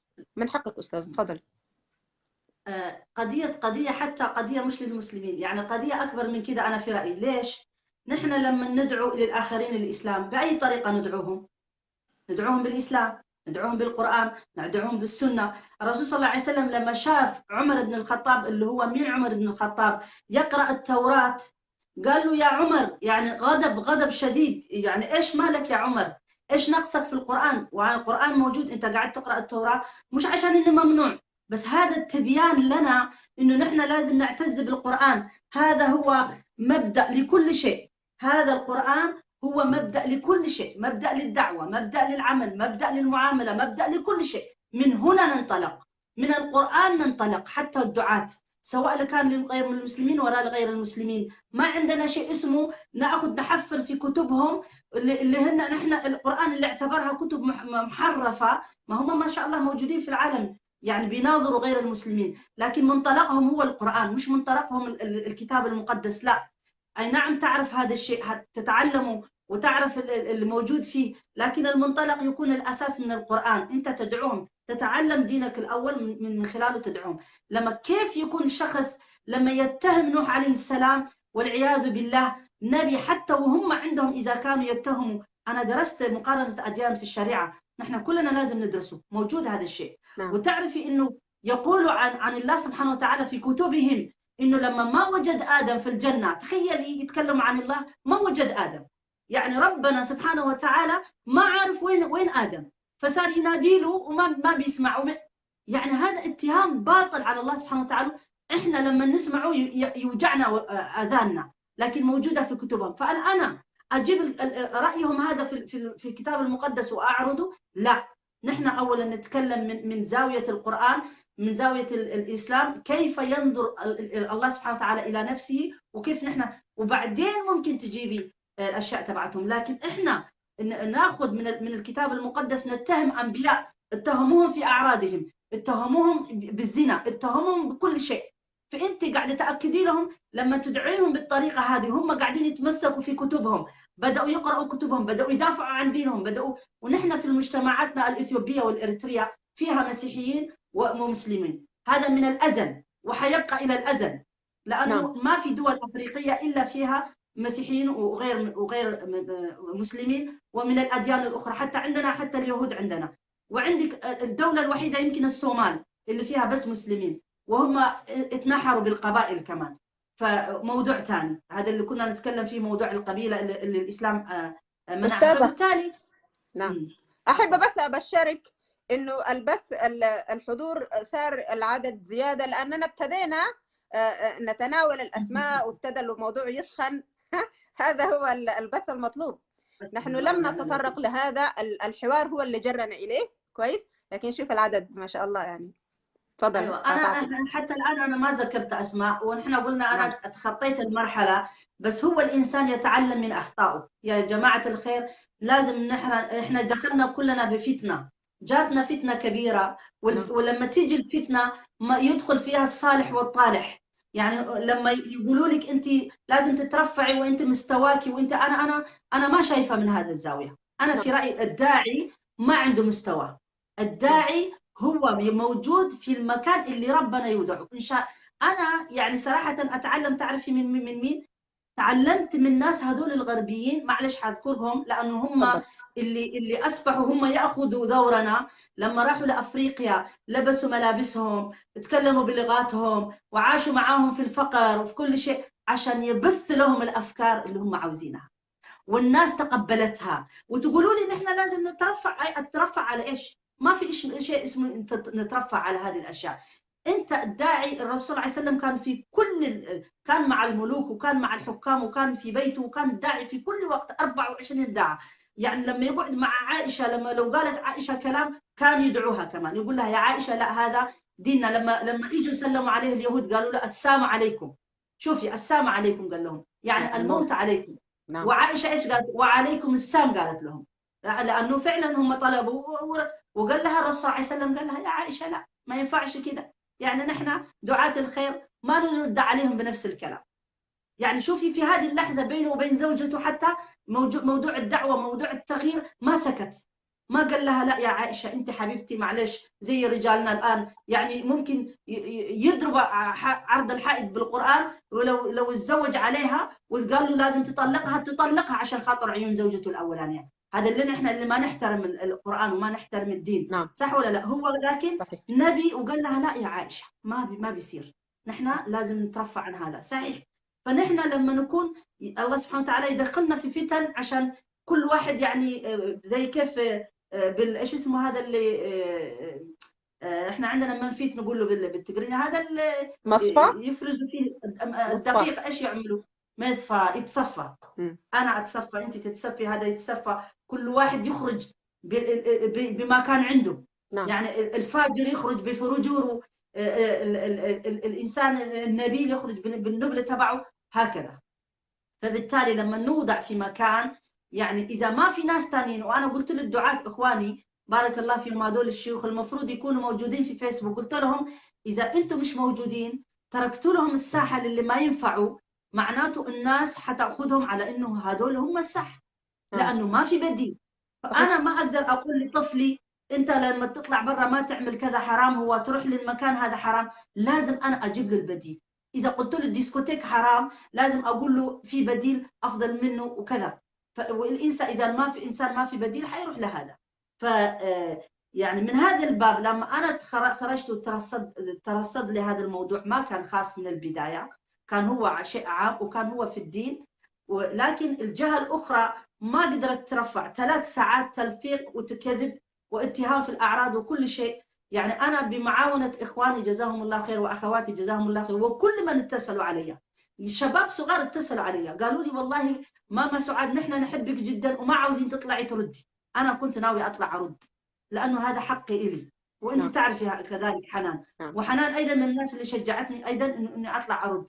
بس رايت في الاخر اني انا لازم اخذ باراء الناس كمان وبنصحهم، والحمد لله ماني ندمانه على هذا الشيء، لانه آزروني وكانوا معي في حزني وكانوا معي في. لكن انا ما قدرت اسمع الفيديو، سمعت فقط ساعه وإشي وما قدرت اكمل، لانه يعني بروفيشنال، يعني تلفيق وكذب بروفيشنال، يعني حقول ايش ولا ايش، اطلع هرد على ايش ولا على ايش.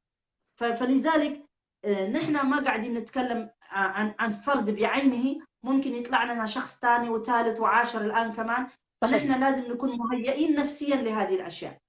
فرجاء الناس اللي موجودين في الوسط يسيدوا في المية العكرة، موجودين هذول يسيدوا في المية العكرة، هذول برضو حيكون لهم حساب عند الله سبحانه وتعالى. لكن أنا في رأيي إنه ما في داعي يترفع عن أي شيء، لأنه المدر تريزا هذه اللي كانت تدعو للمسيحية ونصرت كثير من المسلمين في مجتمعاتها، كانت تقوم قبل الفجر وتعمل 24 ساعة. امرأة جبارة، كنت أنا أستغرب أقول هذه لو كانت تعمل وهذا عملها لله سبحانه وتعالى كيف كانت حتكون. يعني سبحان الله، رأيتها كان همها الشغل الشاغل تروح للمجتمعات المسلمة تنصرها، ونصرت ناس كثيرين جدا. نحن المفروض نتعلم منهم. نحن كمان أنا لو يسحل لي فرصة تعرفي أروح على أدغال أفريقيا ولا ببلادنا، والله ما كنت أرجع لورا أقول إنه أنا أترفع عنهم، كنت أحلبس زيهم وأكل معاهم وأعمل الدعوة اللي أنا عاوزة أوصل لها. فيعني هذا علم مفروض نتعلمه. وتعلمت من شخص مسلم واحد، هو اللي هو الداعي الكويتي الطبيب عبد الرحمن السميط. ارجعوا وشوفوا حياته رهيبة جدا. أنا المسلم الوحيد الداعي العملي بطبه بالبروفيشنال تبعه الطبيب وبالدعوة اللي قدر يوصل على قلب أفريقيا وعمل عمل يعني عمل أمة. يعني شخص واحد عمل زي ما قال إبراهيم عليه السلام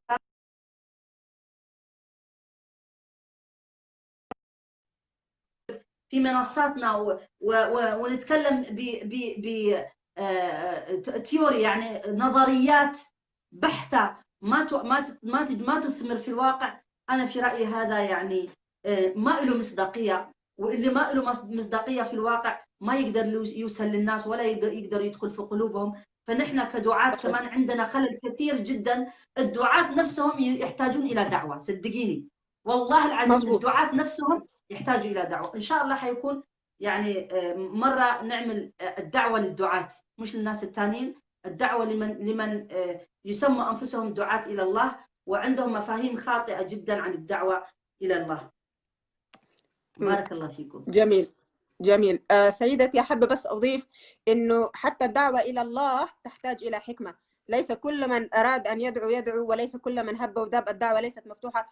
الله في كتابه العزيز يقول ادعو إلى سبيل ربك بالحكمة والموعظة الحسنة.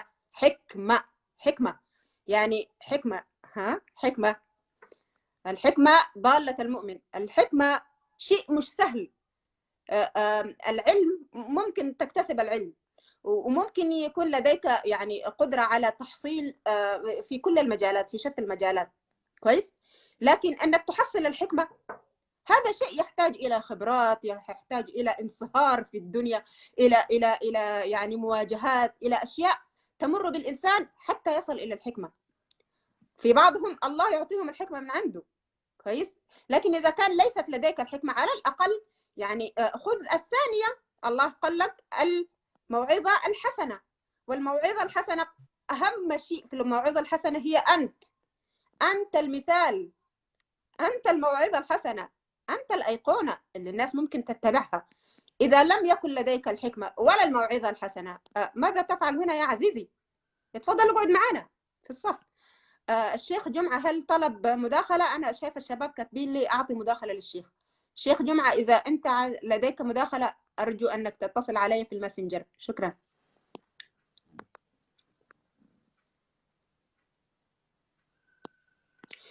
العزيزة ريمي شكرا لتعليقك، لا نحتاج إلى هذا التعليق، شكرا لك، أنا حأشيده.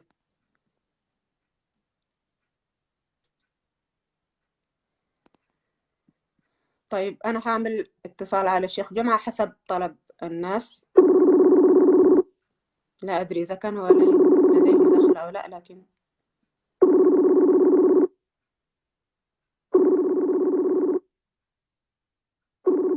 يبدو أن الشيخ جمعة ليست لديه أي مداخلة. الإخوة يا ريت ما تكتبوا لي أن الشيخ جمعة طلب مداخلة وهو لم يطلب، رجاء. تفضلي أستاذة. نعم. أنا اللي حبيت أثير النقطة كمان، نحن يعني زي ما قلتي مدام هي الدعوة تحتاج إلى حكمة، نحن إيش نستفيد إن نحن نولع ونسعر النار بين الشعوب وبين الناس، تفرقة بالدين، تفرقة بالقبائل، تفرقة بالبلاد. إحنا إيش مستفيدين؟ نحن الإسلام عندنا لا يدعو لهذه الأشياء. يعني نحن الإسلام يطلب مننا إنه يعني حتى الرسول صلى الله عليه وسلم لما دخل في حلف الفضول قبل الإسلام، يعني حتى ذكروا بعد الإسلام حلف الفضول اللي هي يعني إعانة المظلوم وظالما كان أو مظلوما، لأنه الظالم كمان لازم نقول القرآن يقول إنه هذول الناس اللي تقول لهم اتق الله وأخذته العزة بالنفس، هذا لا يجوز. إحنا ما تأخذنا العزة بالنفس. لما أحد يقول لنا اتق الله هذا غلطان، المفروض نقبل هذا الشيء. فبالتالي نحن دين رحمة، دين دعوة تدعو لكل الناس يعني وجادلوا أهل الكتاب بالتي هي أحسن، يعني مجادلتهم حتى يطلب مننا أن تكون بطريقة كويسة. والله سبحانه وتعالى إيش يقول لنا؟ ولا تسبوا الذين يدعون من دون الله، ولا تسبوا. السباب عندنا ممنوع زي ما ذكرت في الأول. الرسول صلى الله عليه وسلم لا يعني المسلم لا لعان ولا فحاش ولا يعني بما معنى الحديث، ولا تسبوا الذين يدعون من دون الله فيسبوا الله عدوا بغير علم. شوفي القرآن، يعني جمال القرآن إيش قاعد يقول، يعني حتى ما أنكر عليهم إنه قال إنهم يعني لا خباثة فيهم، تعرفي هذول أعداءنا كذا، لا ما قال يعني عدوا بغير علم. كذلك زينا لكل أمة عملهم ثم إلى ربهم مرجعهم فينبئهم بما كانوا يعملون. نحن ليش زعلانين؟ يعني نحن بدل ما نكون سبب لمسبة الله سبحانه وتعالى ومسبة الرسول صلى الله عليه وسلم، لأنه أنت لما تسبي لهم دينهم، لما تسبي لهم مقدساتهم، لا هم معتبرينها مقدساتهم، أنا مالي مقدساتهم هم.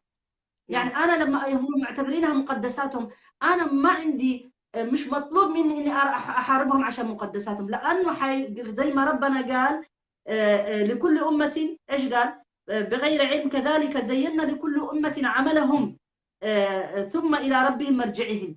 كله حيرجع لله، ثم عمل مرجع فينبئهم بما كانوا يعملون. انتوا مشغولين ليه؟ خلينا نشغل بأنفسنا، خلينا احنا يا مسلمين ايش قاعدين نعمل؟ نحن ايش قاعدين نطبق في الواقع؟ فنحن يعني من كتر ما نحن مطبقين الإسلام في الواقع عشان نحن نعمل حرب بين الآخرين عشان ندخلهم في الإسلام، ما مطلوب مننا هذا الشيء. لأنه إذا هم فعلا عاوزين يدخلوا الإسلام أصبح زي ما قال شمس ساطعة في الأرض، كل الناس تعرف عن الإسلام، ما في أحد ما سمع عن الإسلام، ما في أحد ما سمع عن الرسول صلى الله عليه وسلم. فما في أحد عنده حجة في هذا الزمن إلا يمكن قليل، يعني موجودين في أماكن ما سمعوا عنها، هدول اللي هم زي أهل الأعراف أو لهم أحكام خاصة فيهم. لكن أغلب الناس في عالمنا هذا سمعت عن الإسلام يا إما بالخير يا إما بالشر. فإذا لما تسمع بالشر كمان لازم تبحث عنه، فإذا بحثت عنه اللي ربنا عاوز يهدي حيتهدي. أما نحن نولع بين المجتمعات ونقول هدول المسيحيين قاعدين يخططوا لنا في المستقبل، حيعملوا كذا وحيعملوا كذا وحيعملوا كذا. يا أخي مين ضامن أصلا مستقبله؟ أنتوا اعملوا في الخير، تفاءلوا خيرا تجدوه زي ما قلتوا كتبتوا هنا. فبالتالي نحن نتفاءل بالخير ونحن نعمل بالخير ونعمل تواصل في الاجتماع ونتعامل معهم بما يسمح لنا شرعنا معهم. أنا إذا احترمت ديني حيحترموني، أما نعم. إذا نحن ما احترمنا ديننا فنتوقع أن هم يحترموا ديننا كمان. فهذا طبعا يعني صراحة هراء، يعني ما ممكن. وهذول الناس اللي يروحوا من أحد الشيوخ أنا ناقشتهم قالوا لي نحن لازم نتوجس، لازم بعد الأحيان نقول وما نقول عشان لأنه أعدائنا ينتظروا مننا. أنا كسعاد يعني يضحكوا ينتظروا مع ما هم عاوزينه، يستغلوا ما هم عاوزينه. أنا علي وما على الرسول إلا البلاغ. نعم. يعني نحن طالما ما في جهة كبيرة تجمعنا، نحن طالما احنا عايشين زي ما احنا عايشين وقاعدين نعمل زي ما احنا عاملين، نحن عندنا قيود. القرآن يقيدنا والسنة تقيدنا، على أساسه نعمل. لكن انت كمسلم ما شايفني انا كأختك مسلمة لأن بلدي يختلف، ما تجي تقيدني بشيء ثاني، لأنه انت أولا ما احترمت إنسانيتي على انك انما المؤمنون إخوة. نعم. قاعد تتكلم في عرضي وفي ديني وفي بلدي وفي كذا وفي أولادي وفي كذا. يعني هذا لا يجوز في الإسلام، لأنه نحن المفروض إنما المؤمن. أنا ما تكلمت على أحد في شخصيته ولا في عرضه ولا ما في. يجيب لي أي فيديو أي كلام أنا قلت سعاد أنت قلتي هذا الكلام يجيب لي وأنا أحاسب عليه. أما غير كذا نحن نمشي بمنهج الله زي ما قلتي، ادعو إلى سبيل ربك بالحكمة والموعظة الحسنة، ونسأل الله سبحانه وتعالى أن يرزقنا الحكمة. مش زي ما قلتي مش كل الناس تقدر عليه. أنا أجتهد، هذا اجتهاد. يعني إن أحسنت فمن الله وإن أسأت فمن النفس ومن الشيطان. إحنا ما نقدر نقول أنا والله في كل اللي قلته صح وفي كل اللي عملته صح، ما أقدر أقول. دائما أنا أقول يا ربي يعني اغفر لي على الذلات. وإذا قدرت أوصل ولو 50% من محبتي للإسلام للناس، يعني لعله الله سبحانه وتعالى يكفر بها ذنوب يوم القيامة. لعله دعوة صالحة من شخص يعني بدأ زي ما قال لي شاب بعت لي واتصل فيه وكتب لي قال لي أنا ما كنت أصلي، بس بعد ما بدأت أحضر لدروسك بدأت أصلي. ربما هذه الكلمة تنفعني يوم القيامة. ما أعرف أي عمل يقبل عند الله، نحن ما نعرف وما احنا مش متأكدين أيضا. نسأل الله حسن الخاتمة. فبالتالي يا إخوة يا أخوات اللي تحكموا يعني بالجزافة هكذا اتقوا الله. يعني أنا أقول اتقوا الله لنفسي ولكم وجزاكم الله خير. بارك الله فيك أستاذة. احنا يمكن الحمد لله أخذنا الموضوع أخذ وقته، والمشاركات برضو كانت ما شاء الله كبيرة. مش يا أصدقاء أنا مش شايفة إذا كان في أي مداخلة مكتوبة، بس أحب أختم. إحنا ما شاء الله صار لنا تقريبا أكثر من ساعتين. أحب أختم لقائنا ده. أولا أشكركم كلكم على الحضور والمتابعة. نحن لا نؤجج فتن ولا نبحث عن فتن، فقط نضع النقاط على الحروف فقط ليس أكثر. كويس. وإذا كنا نتصدر لقضايا في السياسة أو في الوطن فمن الأولى أن نتصدر لقضايا في الدين. بس أخيرا أختم بالآية الكريمة اللي هي تدعونا إلى التفكر، حتى ليست فقط مسألة تعليقات وكلام، ولكن إن الله يعني الآية تقول لك إن السمع والبصر والفؤاد كل أولئك كان عنه مسؤولا. يعني ليست فقط كلماتك ولا تعليقاتك، إنما حتى سمعك وأذنك وبصرك وقلبك الذي لا يكتب ربما الأشياء التي يفعلها ويعتقدها وينويها وأنت تنساها، كنت عنه مسؤولة. تفضل أستاذة أختي من معلش بعد المداخلات اللي موجودة نحن لا قلنا له مش فاهم ولا قلنا أحد مش عاقل ولا هو. وبعدين عشان أدخل ناس نصارى في الإسلام، أي شخص ما له أي قدرة أنه يدخل الناس إلى الإسلام، لأنه هذه إنك لا تهدي من أحببت ولكن الله يهدي من يشاء. أبدا نعم. ما له أي قدرة أي إنسان يدخل. لو كان يقدر أنتم لما تقولوا إنه إنسان أدخل معناته هذا اعتداء على الله كمان. لازم تعرفوا هذا الكلام صحيح. اعتداء على الله، وهذا لا يجوز، لأنه قلب الإنسان ما يملكه إلا الله وما يوجهه إلا الله وما يهديه إلا الله. فتقول لي شيخ فلان شيخ علان أدخل الناس في الإسلام، ما هو إلا يعني قاعد يعلن عن هذول اللي ربنا أرشدهم لناس معينين. شوفوا أنتوا الناس الثانية كيف أسلموا. أنت ممكن تكون سبب في أخلاقك، ممكن تكون سبب لكن أنت تقدر تدخل الناس؟ لا، ما تقدر، لأنه الرسول صلى الله عليه وسلم لو كان يقدر كان أدخل عمه أبو طالب لما ترجاه: يا عماه قل ولو يعني ولو على في وداني قل نعم. اشهد لا إله إلا الله، يعني وشوشني، قال وشوشني بس أحاجج بها يوم القيامة. رفض، يعني اختار انه ما يؤمن. فالله سبحانه وتعالى قال: انك لا تهدي من احببت ولكن الله يهدي من يشاء. هذا فهم خاطئ. زاكر نايك والديدات ياما عملوا يعني مناظرات، كانوا سبب، ولكن عمرهم ما ادعوا ان هم سبب في دخول الناس للاسلام. كانوا هؤلاء الدعاة يعني اخذوا بالقران وبالاسلام بطريقه صحيحه ووصلوها للناس. ما تعطوا هذا الانسان مفهوم خطا: انتم السبب في هذا القول، ان انت السبب دخلت النصارى في الاسلام. لا، ما عنده اي قيمه، ما عنده عفوا ما عنده اي قدره. القدره هو من الله، لكن انت كون سبب للخير. لكن هو انه نحن عمرنا ما سمعنا اصلا، يعني لما زاكر نايك يتكلم معاهم يقول لهم يا اخي، يجي يسال سؤال يقول له يا اخي نعم، يرد له بالاسلام وكذا. شفناها موجوده. ليش هم عملوا له مشكله لشيخ زاكر او زاكر نايك بهالطريقه؟ لأنه وصل المعلومة بطريقة ذكية وعلمية وإسلامية وقرآنية. كان هو يذكر القرآن، الرجل لا يعرف اللغة العربية، ما بيتكلم اللغة العربية، لكن يعني كان عنده قدرة على أنه يوصل هذا أحسن من أي واحد يتكلم العربية. فيا جماعة الخير لا نتغالط، ما نغلط، ما نتعدى حدود الله كمان، ما نقول كذا وكذا، لأنه نحن ما قاعدين نعتدي على أحد، إنما الناس كلها لازم تلتزم بهذا الشيء. وما اعتدينا على أحد، وما دافعنا عن النصارى، وما دافعنا. وإذا يحتاج أنا الناس اللي يعترضوا علي أن نتكلم عن النصارى، إذا يحتاجوا الدفاع عنهم فسوف أدافع عنهم. تعرفي ليش؟ لأن الرسول صلى الله عليه وسلم قال: من آذى ذميا فأنا خصمه يوم القيامة.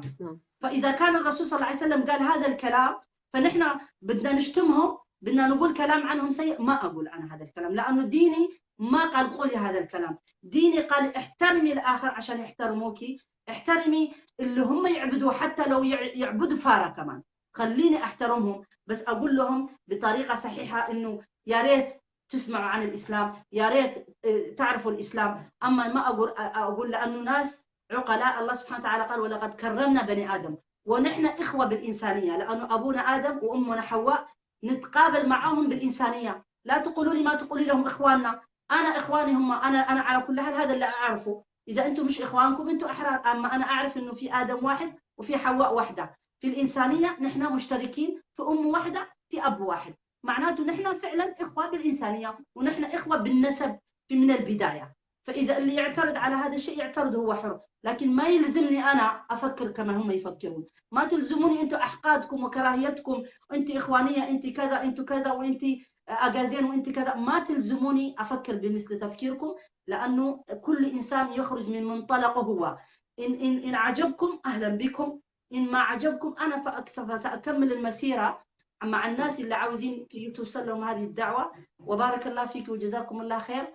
ويعني أعتذر إذا في أي كلام يعني حسوا أحد إني أسأت فيه ولا قلت شيء مسيء بقصد أو بدون قصد، فالإنسان مش معصوم. بارك الله فيكم جزاكم الله خير. سبحان اللهم بحمدك، نشهد أن لا إله إلا أنت، نستغفرك ونتوب إليك. بسم الله الرحمن الرحيم.